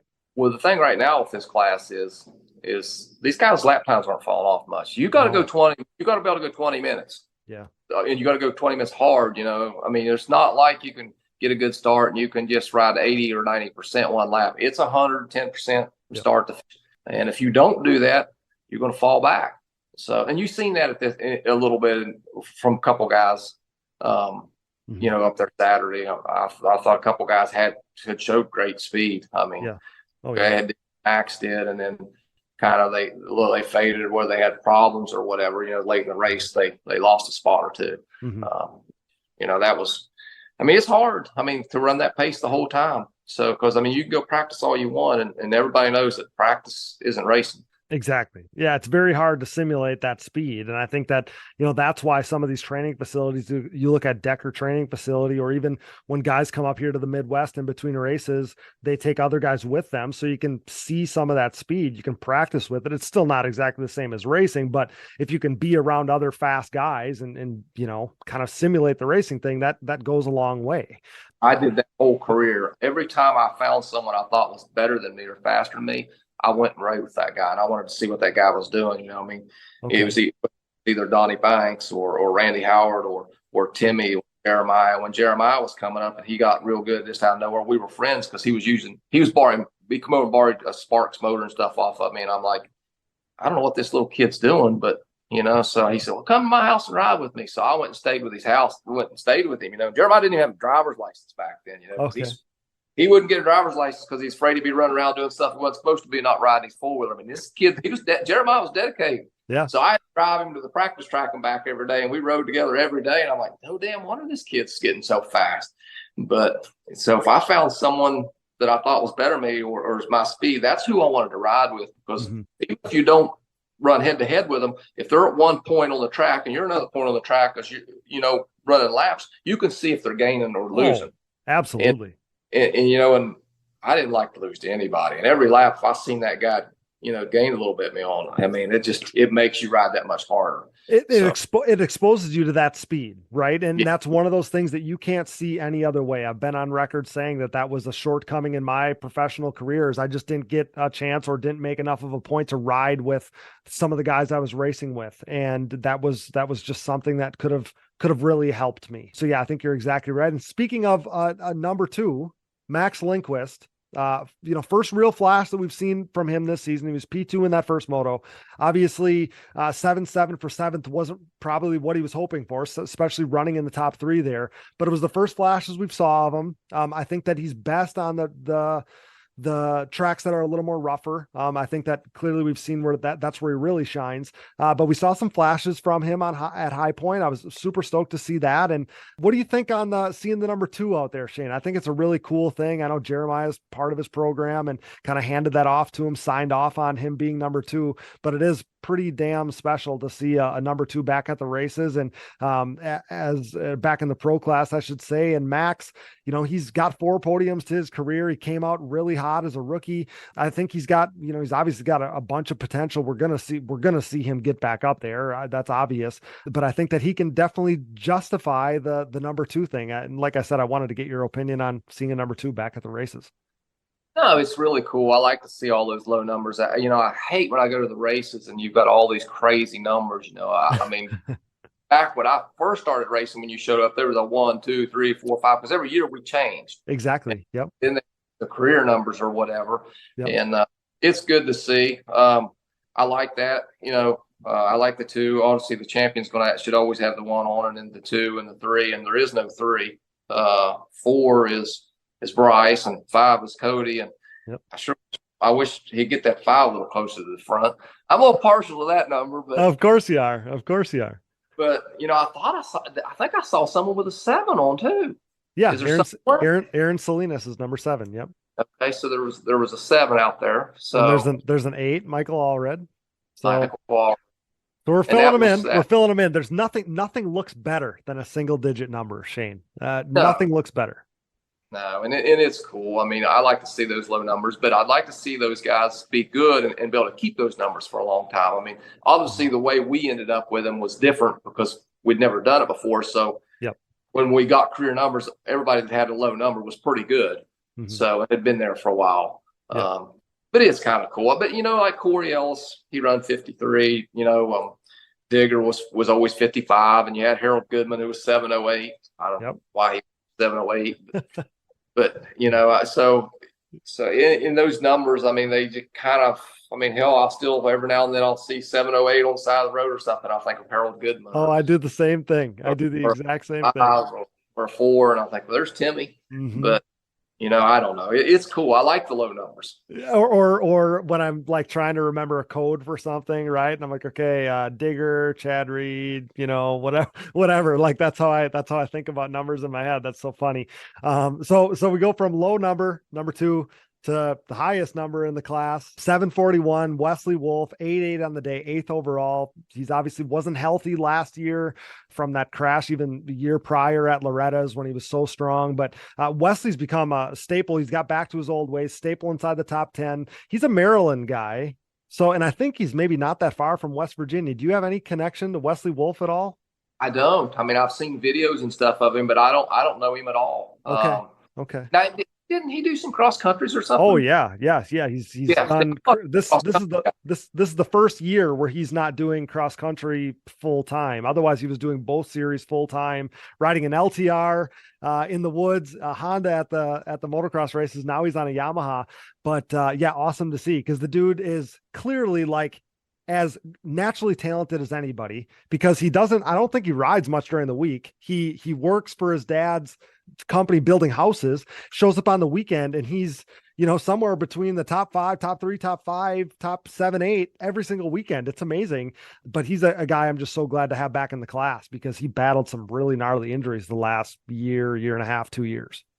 Yeah, I've watched some videos and stuff on him and seen some stuff on him, and he's fast. He's really good. Oh, yeah. And then, of course, I've seen him at Florida, and then I thought I'd seen where he'd done a cross country or two. And yep. But see, where I remember him from. I thought he was a cross country guy, and then he kind of quit the GNCC stuff and came to the motocross stuff, which I don't blame him for that. Who wants to ride in the woods for 2 hours? Yeah, I remember him being like on a 250 and somebody talking about him, and I knew nothing about him, and they said, yeah, he's gonna be the real deal. And sure enough, I mean, he got up to 450s and was fat at the front right away in the A classes, and then in Pro-Am, and then now a pro for a number of years with a couple podiums to his name. So he's been really good. So another good day for him. Logan Stanfield, he ends up 9th overall, 9:10 on the day. Not quite as high as he's been early in the season here, but always a staple inside the top 10. I love Logan. Cool to see the number 55 out there. You referenced Doug Gust, can't drive 55, can't go 55. I mean, it's one of those things that I still can't believe that that's where Doug got his number from. That's so funny to me. But yeah, the whole number thing is funny. But then, yeah, rounding out the top 10, Kevin Saar, he goes 12-9 on the day. Second career top 10 for him. I don't know if you got to connect with those guys at all or talk to Kevin Saar, but I don't know that you guys would have had a ton of international flair back in your day, Shane. But yeah, to have an Estonian here doing really well, I think that it's an awesome addition to the races here, having Kevin Saar here. And yeah, he was good. Another top 10 on the day, and he's kind of finding his footing. P2 in Pro-Am, won the first moto in Pro-Am on Sunday, finishes second overall. Kevin Saar making his mark here in the States, and I just love to see that. Yeah, that's cool. But back when I was racing, we had a couple guys. We had Ian Fitch, who come over from Australia or New Zealand. Ian come over from New Zealand and raced 2 or 3 years. We had and we had Paul Winrow, who come over from England, yeah, and raced one whole season. He come over, and I don't know who he was supposed to stay with, and he ran the first race or two, and then that didn't go well. And I knew him from racing in Europe, from doing podium. So I got to talking to him at one of the races, and he said he was going back. It was the second race of the year, and I said, why? And he said, well, this deal ain't working out or whatever. And I said, well, you come stay with me. So he ended up staying the whole season with me. Him and his dad moved and stayed in my house the whole year, ran all the nationals with us. And he was, I don't know how many times he won the Europe championship over there. He was like really good over there. I mean, he won Pont de Vue, I don't know how many times. And then I don't know what they call it, the Great Britain or the England champion or whatever, like 8 or 10 times or something. But so he did come over here and run a little bit. I'm trying to think of anybody else. There was 1 or 2 others, but I don't remember. It's cool to see those guys, and have them come over here. When he first come over, he was riding, it was called a Phillips 4-wheeler. I don't know what that piece of junk was. But he finally switched over to a Honda. And then when we went back to Pont de Vue to do those races, he was kind of a connection, a place where we could send parts and help get stuff set up and stuff. So it worked out good. But he actually won. He won something. One of the TT races at Deerfield, Ohio that year. He set fast time. Really? They run some TT stuff over there in Europe. Yes, but they'd never even run a sway bar before. So I kept telling him, you need a sway bar. No, I don't need one. I put a sway bar on his bike and stuff, and went to Deerfield for $5,000 to win that night. And he won. He set fast time, and I'm like, I'm taking my damn sway bar back. And he won the first moto at Muddy Creek one year. It was a mud race, but he ran off with it. And that was against Doug and Joe and me and Timmy and Travis. Okay. So, I mean, Corey Ellis was there. I think Greg Stewart, Mark Earhart. I mean, there was some good guys there. Okay. So he was a good rider. Okay. I love to hear that. So yeah, I mean, same as back then. I love to have some of that, like I said, international flair. It adds another storyline and another thing to monitor at these races, another thing to watch for. And also, like what we've seen in the past is doing that opens the door for more people to kind of follow suit, right? I mean, we saw that in the last couple of years with different guys coming over here, and now Kevin Saar is here, and he was basically had gotten to the point where he didn't necessarily want to do the Europe thing anymore. He was a 5-time European champion, and he was like, man, the only thing I got left to do is go to the States, and he's making his mark, and he's getting better every weekend. Awesome to see him in the top 10. You referenced Cody Ford, another 11th for him, 11 for 11th.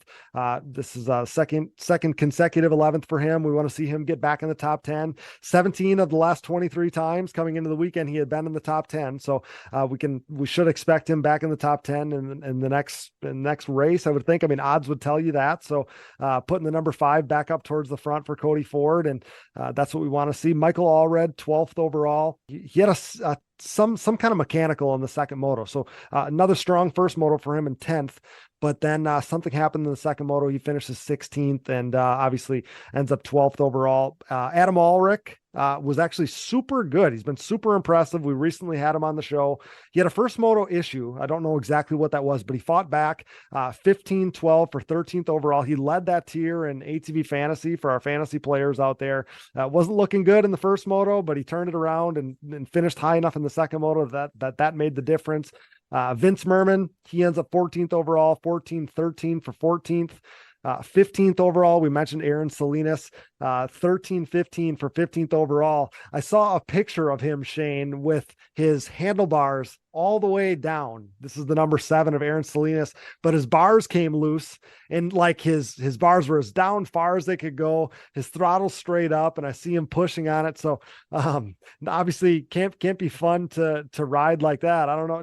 Did you ever have your bars come loose, Shane? I mean, that's one of those things. I had my throttle once, like the internals of the throttle. It was actually at high point. That's funny. And didn't think about that till now, but the internals of the throttle came loose and I'm like hitting the throttle as hard as I could and the thing's barely going. So for Aaron Salinas to fight back from that and beat some guys and put together some points on the day, that's something, but nothing worse than something like that happening and ruining your race. No, I mean, that's the thing. You want your handlebars tight, but you don't want them completely as tight as you can get them, because if you roll the bike over, then they don't give. You want them to give a little bit. Exactly. The thing about me is, I would ride all week long and even practice and stuff, and I'd never adjust my levers. I mean, they would always, and then as soon as I go to pull up for the race, I'm like, wow, I think my clutch lever's too high. And I'd start moving stuff around. It's weird because I was walking by Joel's pits the other day and he was just getting ready to go out and they're moving his levers, Okay. That's weird. It's just, I think it's just nervous energy. It is. Of course it is. Like, they've been that way for forever, and now I think I need to move them, and I'll loosen them up, and I may move them, and then probably put them right back the same spot. Probably, exactly, yeah. Just it's one of those things, like you said, it's a nervous tick or something. Then rounding out the field there, 16th, Dane Molander. He goes 16-14 for 16th overall. He crashed at the beginning. I think it was the first moto, very first lap on that quad jump in the back. Did you see that, Shane, or the videos of that? I did, yeah. Yeah, I saw that. Clipped. He didn't try to quad it. He just kind of clipped the triple part. Yeah. On the triple part of it, Yeah. And he's lucky he didn't get hit. Oh, I know. Bad. So I in real time I saw it, but I was in the tower and that's a long way away. I couldn't tell who it was. But then I saw some videos of it later, and I'm like, "Whoo, he's lucky." Oh my gosh, I know. Especially such a big jump for that to happen on. And Cody Ford was right there. It looked like he was maybe going to tag him, and he got out of the way. Obviously, super stoked Dane didn't get hit there. Pro-Am champion from last year, Dane Molander. I think so many people just had such high expectations. I know he came on the show. We talked to him. He didn't have a ton of prep in the off season. And I think that maybe that's something he's been battling. He's been battling the machine and some setup that they've clearly improved on. We touched on Jay Goebel. I know he's part of that program now and making some big strides with Dane. I just wonder if it's not and I don't want to, the class is so good. There's no cupcakes out there. There's nobody to make you look good, but it's just like as a reigning Pro-Am champion, you expect a tick more than what we've seen. And I just wonder now if it's almost like a confidence thing. You're 4 rounds in, you've obviously never dealt with anything like this in your career, at least not in recent years, because he's always been fast on 250s and pro sport. He moved up to pro sport and won his first pro sport race right away. That was a race I was in. I finished on the podium with him. He was fast right away, wins Pro-Am the very next year. And now we're in the pro class. And it's like, maybe even like jumping down to run Pro-Am on Sunday, like we're seeing Kevin Saar do. Maybe that would be good for Dane. That's one thing I wanted. I know we got to get you out of here, Shane, but it's one thing I wanted to ask you about is the confidence thing. I mean, I just wonder if he shouldn't jump into Pro-Am on Sundays and just pad his confidence a little bit. I said this about Kevin Saar doing it at Texas, and to win a race, to win a moto on American soil for him, I think, does nothing. It can do nothing but give you some confidence. And I'm just wondering if Dane getting out there and racing against some of the Pro-Am guys wouldn't kind of put a little momentum in his sails a little bit. And then I would think that would help him turn things around on Saturdays a little bit. Well, a couple things here. Yeah, I agree with he probably should for confidence. Yeah. To work on his bike to make his bike better and get his shocks better. And But the other thing is all these guys that's jumped into the pro class, like you're talking about, he's a pro-am champion or whatever, but look how many pro-am champions is in the class. Mm-hmm. Yeah. Everybody that's been in there has been a champion in some class, some way. And they look, and and I know I did the same thing when I was racing, come out of the A class and jumped into the pro class. I'm like, there's 4 guys. There was Gary Denton, there was John Scott, there was Doug Gust, and there was Charlie Shepard. I said, other than those 4 guys, I can run 5th, And I think sometimes they look at that, but that's not true. I mean, there's Joe Hetrick that nobody can run with. He's in a whole himself. And then really up until just recently, Chad Weenan has been in his class, and then it's everybody else. And I know a lot of those guys think, well, I could probably, I may not be able to beat those 2 guys, but I should be able to run 3rd. Mm-hmm. And I'm telling you, there's not that much difference between those guys and up there. I mean, and plus they've got experience on you. So, I mean, it takes a lot to jump in there, and it's a whole nother step. It's a whole nother class, and people think, well, it's the same, but it's not. Oh, no, it's definitely not. I mean, the Pro-Am class is like our version of the 250 lights class in motocross and supercross racing. And then when you move up to the pro class, it's like racing the 450 class, where it's against a bunch of, past champions and race winners. That's exactly what this is. Just like you said, every single guy in the class is a Pro-Am winner, Pro-Am champion, won everything that they've ever raced and all those things. But I just think of, and you're exactly right. I mean, you show up on the line, you look left, and you look right, and you're like, okay, there's 10 guys I got no chance of beating, or whatever the number is. But when you look at, in Dane's mind, he thinks he should beat Adam Ulrich, who he beat last year on regularly. He probably looks at Vince Merman and thinks I should beat him. Looks at Aaron Salinas, a guy that he beat last year for the title. At the last race, I remember vividly him going around Aaron in both motos to win the title. Like, I just know he's got high expectations, and I want to see him turn it around. He's a good kid, great family. I think everybody expected really big things from him. And I'm just wondering if we're not going to show up at one of these races and see him jump in the Pro-Am class again, if nothing else, just to spin some more laps and to get a little momentum and a little confidence going, because that pro class, I've been there. It beats you down. It really does. And I don't want to see him give up his career or, get too beat down where they're just like, you know what, we'll go do something else. I don't want to see that. That's where this whole conversation comes from for me, because it hits home. I want to see him, persevere past this and become a top 10 and top 5 guy. I mean, that's what we were expecting coming into the year. And I don't want to make it sound too dire. We're only 4 races in here, but maybe it's time to jump to Pro-Am and just, race pro still, but race Pro-Am too, to get a little traction under those tires.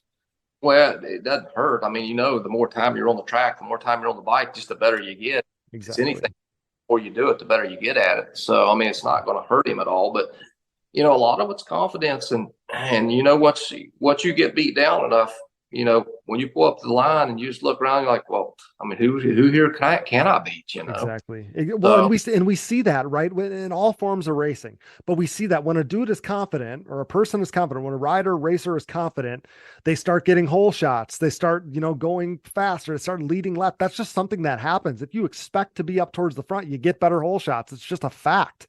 And when you're beaten down and you don't think that, you're kind of down on yourself, and you're like, man, I can't run with those front guys, then you're not getting hole shots and you're not starting up front. I mean, that just takes that tick of maybe aggression away. That's just something that we've seen or I've seen in the last, 25 years of watching racing or whatever. It's just something that we see happen. And I would love to see what a confident and momentum filled Dane Molander would look like, because I think it's different than what we've seen so far. Yeah, well, it's important, and I mean, he'll probably get it turned around. I mean, on earlier, I mean, Chad's probably not going to be around much longer. Joel's no spring chicken. Mm-hmm. Joel's getting up there in age. I mean, somebody's going to fill these spots. And yeah. I don't know, and especially if he looks at some of those guys that he was beating before, and then you'll find out. I mean, how bad does he really want to do it? Because if you've beat them before and they're beating you now, then you just got to get back to work. Exactly. Yep. Exactly. So let's quickly, like I said, I know we gotta wrap things up here. Looking at the point standings after this one, Joel Hetrick now solidly out in front. He's 21 up on Bryce Ford now, who sits second still. Jeffrey Rastrelli only 5 points back. He referenced a good points day for him. He's in the top three. Nick Janusa, the little gap there. Then after that top three, 24 points back to Nick in fourth. And Chad Wienen, we got a Chad Wienen sighting now in the top five after that Gatorback missing basically both motos there. I think he got 1 point on the day or something, or 4 points, I think it was. But he's 2 points back of Nick Janusa in the fifth spot. And if we look at it, he's 52-ish points behind Joel Hetrick in the lead. So Joel's got a stranglehold on this thing. It's one of those things when he gets the whole shot at these races, it's going to be impossible to beat him. And shoot, he could start in the back and probably be hard to beat him right now. He's so locked in. But Shane, like I said, I know we got to let you go. Let's quickly touch on our SSI Decals top 5 storylines quick.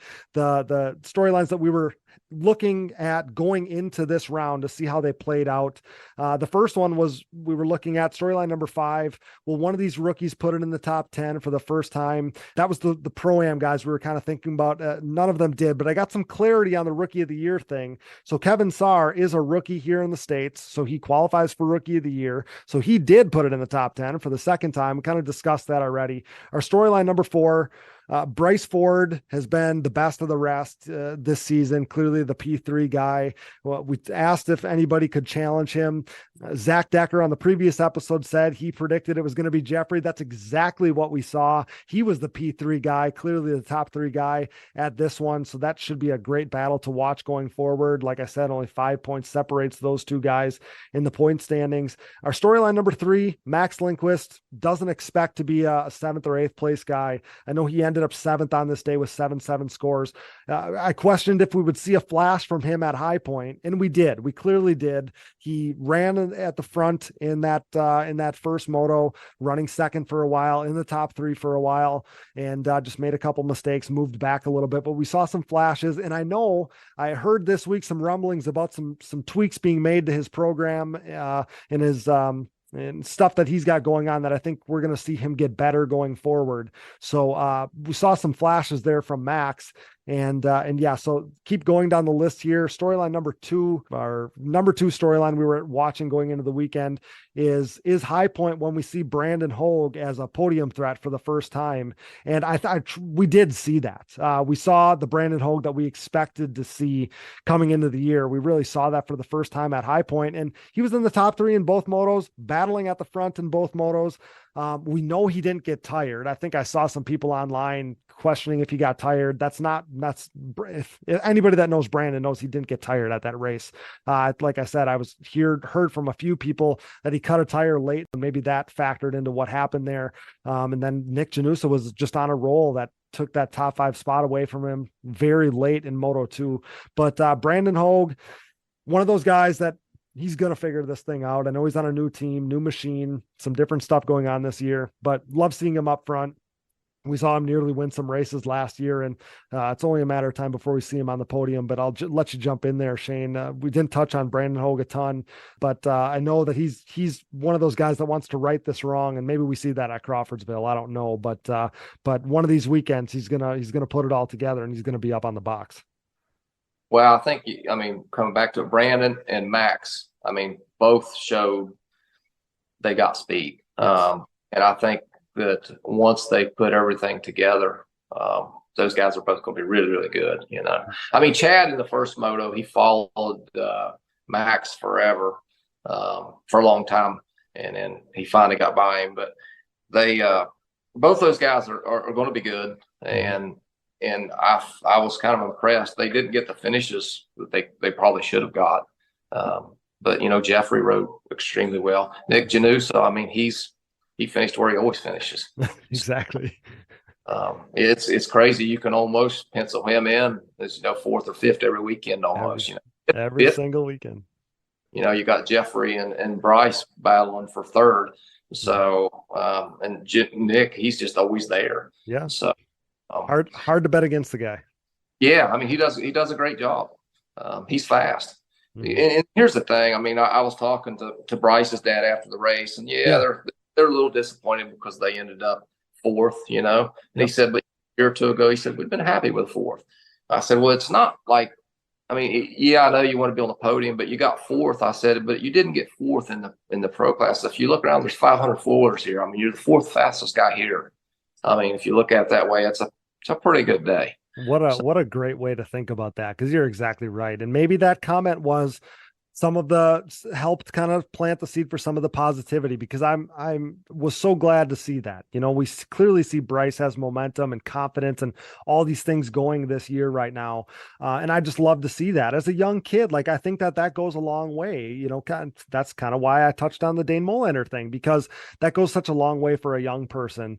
And I love to hear that. I mean, it was a good, like I said, good points day for Bryce. Obviously, we know he wants to stay on the podium and he wants to be P2 and he wants to fight for wins. I think that's in the future for him, but he's just molding himself, building himself, morphing himself into a really, really solid every weekend pro, where he's in the mix every single weekend. And like I said, that first moto, he didn't get a good start. He was near the 10th, and him and Chad both, and he fought through and got to the front and was all over Chad for that first moto spot. Bryce was, and I was really, really impressed by that. I think he showed some really impressive speed and resilience and everything else. He didn't get ahead of himself, right? Like, those are all things that is very easy to have happen to you as a young racer, and he fought through that. Like, I mean, this goes without saying, but the sky is the limit for Bryce Ford, and with many of these guys. But I don't know, Bryce. I could see him. I think I see him as a future champion of the sport. I'm not afraid in saying that.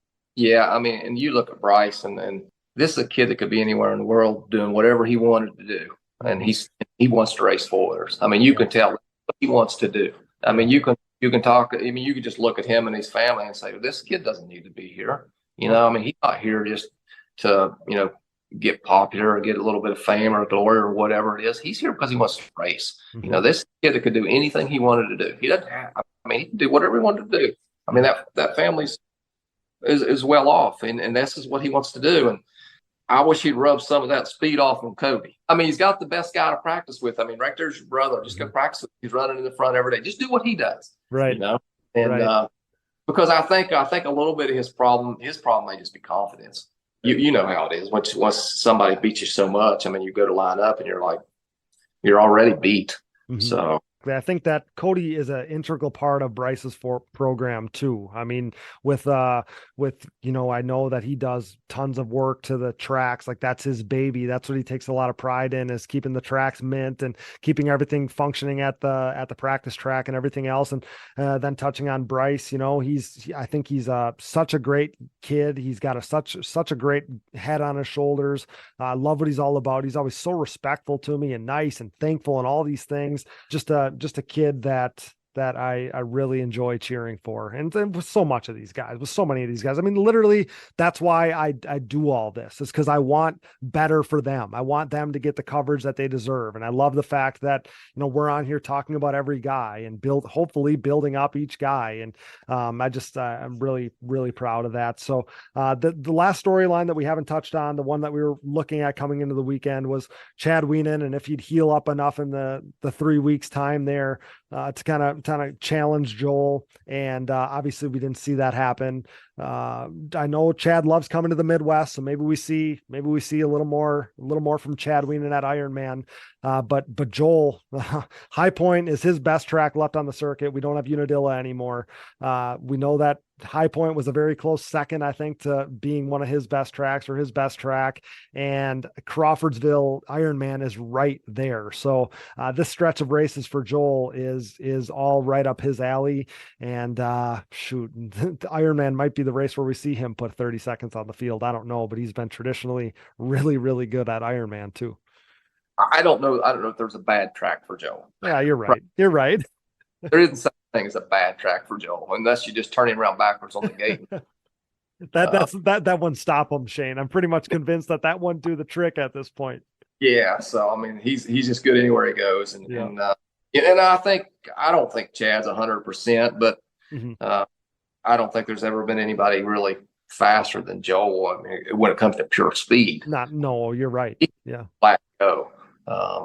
So I don't know. I mean, Chad's beat him in quite a few championships because Chad finishes second, and Chad don't break down, Chad don't have problems, and Joel some reason, always, no matter what he's on, for some reason, he'll get snake bit or something. But at this point, he may be so far ahead in points that it ain't going to matter. No, you're exactly right. He could take a weekend off and he'd still have the points lead on Chad, So yeah, we'll see what happens going forward. But Chad'll get back to the top 3 in points, maybe even get second. Oh, yeah. No, very much so. I think that's going to be something really interesting to watch going forward because, yes, I mean, Chad's sitting there with 112 and Bryce is in second with 143. Will Chad make a run at it? Of course he will. He'll probably likely get there, but it's going to be fun to watch because all of those younger guys smell a little blood in the water, right? Like that's going to be something really interesting to watch going forward. But yeah, I mean, Chad's not going to lay over and die. I'm sure he's going to win some races this year and get up front and battle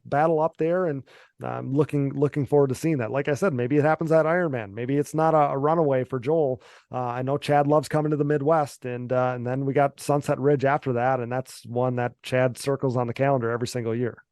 Yeah, he's good there. That's for sure. Yeah. Maybe they should dock Joe like 20 or 30 points so we can make this thing a little more interesting. Right. Well, the crazy thing is we leave Gator back and Bryce is the points leader. And now Joel's, 2 races later, he's put 21 points on him. I mean, that's things change fast when you're as fast as Joel Hetrick is. But Shane, I know we took up a bunch of your time here. I can't thank you enough for this. I was going to tell you at the start of this thing that 10-year-old me or 12-year-old me would have never believed me if I told him I could sit here and have a conversation with you, let alone call you a friend. I can't thank you enough for your time. I love your insights so much. You love talking about the ATV races as much as I do. And I love that. What an honor this is. Are you got any plans to go to any more this season? What's your thought on that? Maybe the TTMX thing at Budds Creek coming up, maybe see you there. I don't know, but are you going to be at any more races this year? I don't know. I saw that thing pop up, and then they talked to me about it at High Point. Yeah, that would be pretty interesting to go. I mean, they ought to. I said, really, to make that thing good, they ought to put about a $10,000 bonus for whoever runs both of them and does the best. And then would that be? You'll get some guys to do both. I mean, because otherwise you're going to show up. You're going to have the TT guys run the TT and the motocross guys run the motocross, which is cool to have everybody at the same place. Mm-hmm. But why don't they throw in a bonus and make these guys will be interested in doing it? My money would be on Joel Hetrick, like you referenced earlier. He's so good. Yeah, but I've always wanted to go back to Loretta's. I ain't been there forever. Okay, I race so much during the summer that every weekend that it's hard for me to get to that stuff. But but I've always wanted to go back to Loretta's. I'd like to take my kids there. They've never been there, but nothing like the Loretta's. Nothing. Just it's special. Yeah. So I don't know if I'll make it anymore or not, but if I do, I'll update you. Yeah, please do. Cause I'd love to do this again. Like I said, I've had so much fun doing this with you the last couple of years. And I appreciate you kind of working with my schedule here. It's been crazy. This past weekend, we would have been at High Point. But my brother-in-law got married in Colorado. So I didn't fly back until Tuesday. So Tuesday was a travel day, got in Tuesday night. Wednesday I was working on podcast stuff and that's when we recorded our Jeffrey interview and had a bunch of other stuff going on. Had to go pick up a horse trailer. We drove 12 hours yesterday to pick up a new horse that my wife bought and got him moved into our new property and the other horse brought there yesterday. So last night at 10:30, I'm prepping for this, got up at 3:00 this morning, went to the gym, got all situated, sat down, had this conversation with you. I haven't even mentioned that I on Wednesday, I spilled an entire huge cup of coffee all over my computer as Jeffrey was sitting here waiting for me, and my computer crashed like 10 times. It crashed in the middle of the interview, all these things. So it's been a wild ride, but I can't thank you enough for making this work with your schedule and dealing with my craziness. And I can't wait to get this out to our listeners. I obviously love having guys like you on the show, and you've just been amazing. And I hope that we do get you to another race this year. I should be at most all the rest of them. So I'd love to get you to another race this year so we can do this again, man. This is like I said, it's truly pinch me moment every time I sit here and talk ATV racing with you, pal. I love it. Well, it's fun. I enjoy it. So anytime you want to talk, let me know. All right, pal. Well, let's get you to Budds Creek. That would be so much fun, and I hope to see you there. I didn't mention Brad Riley. Brad Riley would be another good guy there for the TT motocross thing. But Shane, again, I can't thank you enough for your time and everything. Are we racing this weekend? Are we racing the car this weekend? Is that what we got going on? Tell me about that quick. Yeah, Friday. Well, tonight, I'm taking my kid to a place over. It's a couple hours from here. He's gonna race tonight, and then tomorrow night, another track close to here. I'm just gonna run Saturday night. Okay. So he's gonna run 2 nights. Hopefully, he runs 2 nights. I mean, you always plan on 2 nights, but if you get tore up the first night, in, you maybe not get fixed. But he's gonna try to run 2 nights, and I'm just gonna run 1 because I don't want to take a chance of getting both cars tore up and then have to kill myself tomorrow to get ready to run again. So I'm just gonna take. I'll just run tomorrow. So okay, well, we're obviously wishing you the best of luck talking to us here on race day / race weekend. Shane, I can't thank you enough for your time. We'll let you get to all your other concerns, but thanks so much for joining us again, and look forward to doing this again soon, pal. I can't thank you enough. You're welcome, buddy. Appreciate it. Thanks so much, pal. You're the best. That's ATV racing legend Shane Hitt right here on the Digging Deep ATVMX podcast, brought to you by Impact Solutions. Thanks so much, buddy. Good luck this weekend. Yep, thank you. Appreciate it. I'll see you. Man, what a fun episode. Shane Hitt is amazing. I absolutely adore that guy. And Jeffrey Rastrelli as well. I'm grateful to call both of those guys friends. Always such great listens and such great guests on the show here. A couple things we need to tie up before we get out of here. We had to let Shane go. We were running over on his time limit that he had for us. Our SSI Decals top 5 storylines heading into round 5 at Ironman. Crazy to think that we're already into round 5. And man, it's been so much fun to think back to last year's Ironman a little bit. What a crazy ride that was with Nick DeNoble. I know he wanted to come on this episode and talk a little Ironman with us. I ran out of time with the crazy week that I had. Nick, I love you. We'll get you on the show sometime soon. But our top 5 storylines are SSI Decals top 5 storylines heading into Ironman. Storyline number 5, can Joel Hetrick make it 3 in a row at another track that he's traditionally dominant at? That's going to be fun to watch. He's always locked in at Ironman. He's been locked in everywhere, but Ironman is one of his strengths, and we'll see what he's got in store this weekend. Storyline number 4, counting down to number 1, is do we see Logan Stanfield get his second top 5 finish of his career on home soil at Ironman in Indiana, his home state, of course. We saw him in the top 3 in that Mudfest race last year at Ironman. That would have been a feel-good story. Can he put it up front this year? I think that you're going to see him bounce back after High Point wasn't, not like it was terrible. He was a top 10 guy, but not quite on the level he's been on at the other races this season. So I think we're going to see a bounce back ride from him at Ironman. Storyline number 3, Max Lindquist and Brandon Hogue were both better at High Point, kind of like we predicted on our preview show. Do we see further improvement from those guys? I wouldn't be surprised if we do, but these guys got to slot in somewhere. So they're all going to be battling to the death with each other, but can't wait to see what those 2 riders have in store because they both seem to be trending upward a little bit. And Brandon Hogue damn near won this race last year. He came 1 corner away from winning the overall. Hopefully he can, maybe he's got something up his sleeve to right that wrong. Storyline number 2, Bryce Ford and Jeffrey Rastrelli. That battle between those 2 clearly vying for the 3rd place, that podium spot behind Joel Hetrick and Chad Wienen. Bryce Ford, he's podiumed every race but the last one. Jeffrey Rastrelli's now got 2 podiums to his name this season. Which one is going to be the one that kind of grabs the reins and controls this thing at Ironman? We'll see what these 2 guys have in store, but I think that this is a battle that we're going to be watching all season long. And number 1, maybe this is predictable for Crawfordsville, but the rain. Can we get a dry Crawfordsville for once? It always seems to rain at this round.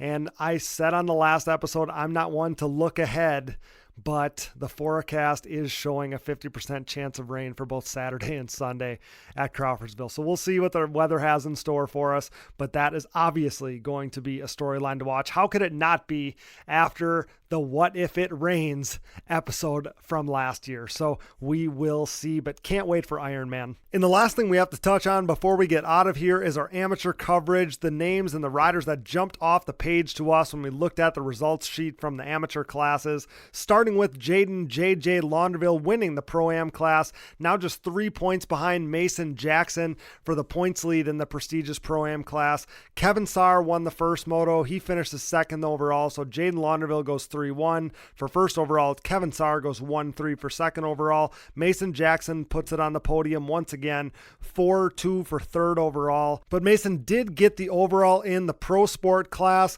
going 1-1 in that one. Jaden Launderville wins his heat, but gets third in the second moto for second overall. And Tino Abatiello goes 3-5 for third overall in Pro Sport. Going down the list here, Jared Guone wins a couple B-class overalls. Cale Deal wins a couple A-class overalls. Brett Musick gets the win in the 25-plus class. Chase Cunningham wins a couple vet class overalls. Jason Jackson, ATV fantasy player, he wins the Masters 50-plus class. Congrats to him.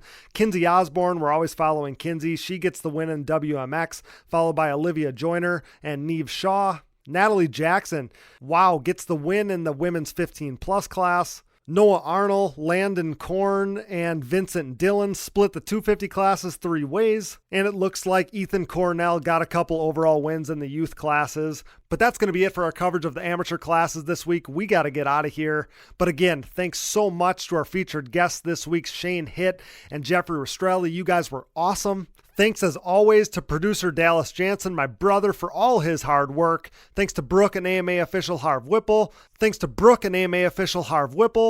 photographers Ken Hill and Logan Tremelin at Tremelin Media House. Thanks to all of our donors. You know who you are. We appreciate you so much. Thanks to all of our partners. CST Tires. Go to shop.csttires.com today. Yamaha thanks to Blue Crew. Thanks to SSI Decals, DID Racing Chain, Nemura Technologies, Bronco ATV and UTV Components, Launderville Steel Enterprises and Concrete Supply, the financial advice of the Haymauer Financial Group, DP Brakes, Factory 43, Binky's Forever ATC Museum, Impact Solutions, and Manscaped. Get 20% off and free shipping with code DIGGINGDEEP20 at manscaped.com. Support all the brands that support our show, and don't forget to use those codes to save. Find it all on our website, and be sure to click that Rocky Mountain ATVMC banner for all your gear and parts needs and to help us out. And most of all, thanks to you guys for listening. The most up-to-date ATV Fantasy standings and results can be found at atvfantasy.com, so check that out. I think we got most all of our bugs worked out. I think we really figured some stuff out at this last round here. Apologies to anybody that was affected by some of these little glitches, but I promise you it's going to be worth it. We got a big announcement coming. I keep saying it. We're very close to making that announcement. It's going to be freaking huge. And shout out to Justin Branham, our one and only winner from this last round at High Point. The 5-tier system seems to be a major hit. Stoked about that. And you can go to shop.diggingdeepatvmx.com to find our all new alternative logo shirts and hoodies. I love those things. I got one on right now, so you can get yours at shop.diggingdeepatvmx.com today. And if you're looking for another easy way to help support us, visit our website and click the Patreon or Buy Me a Coffee buttons. This allows you to set up a one-time or monthly contribution to support our efforts. Leave us a voicemail and we'll play it on the show, 920-569-3519. That's 920-569-3519. Follow the show on social media, Digging Deep ATVMX Podcast, of course, and myself, Cody Jansen, for additional content coverage and more fun stuff throughout the season here. You can find us on Apple Podcasts, Google Podcasts, Amazon Podcasts, Spotify, Stitcher, and more. Also YouTube. Wherever you find podcasts, you'll find the Digging Deep ATVMX Podcast. All episodes, additional podcast providers, sponsor links, and discount codes, show merchandise, fantasy info, and more can all be found on our website, diggingdeepatvmx.com, so check that out today.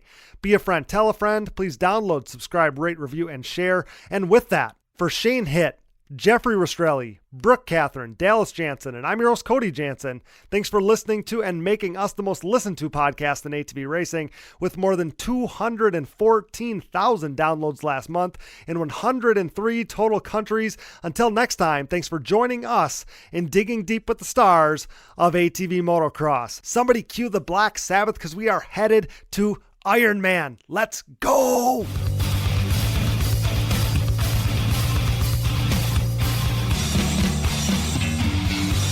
Things are crashing and burning here at the Digging Deep podcast, much like the Titanic. Those guys were hauling ass, for real. I remember watching Doug Gus, I don't know who it was, Steel City, running the same times Friday afternoon as James Stewart was on Sunday back then. It was mental. I've never seen quads go that fast. Quad dudes are freaking gnarly.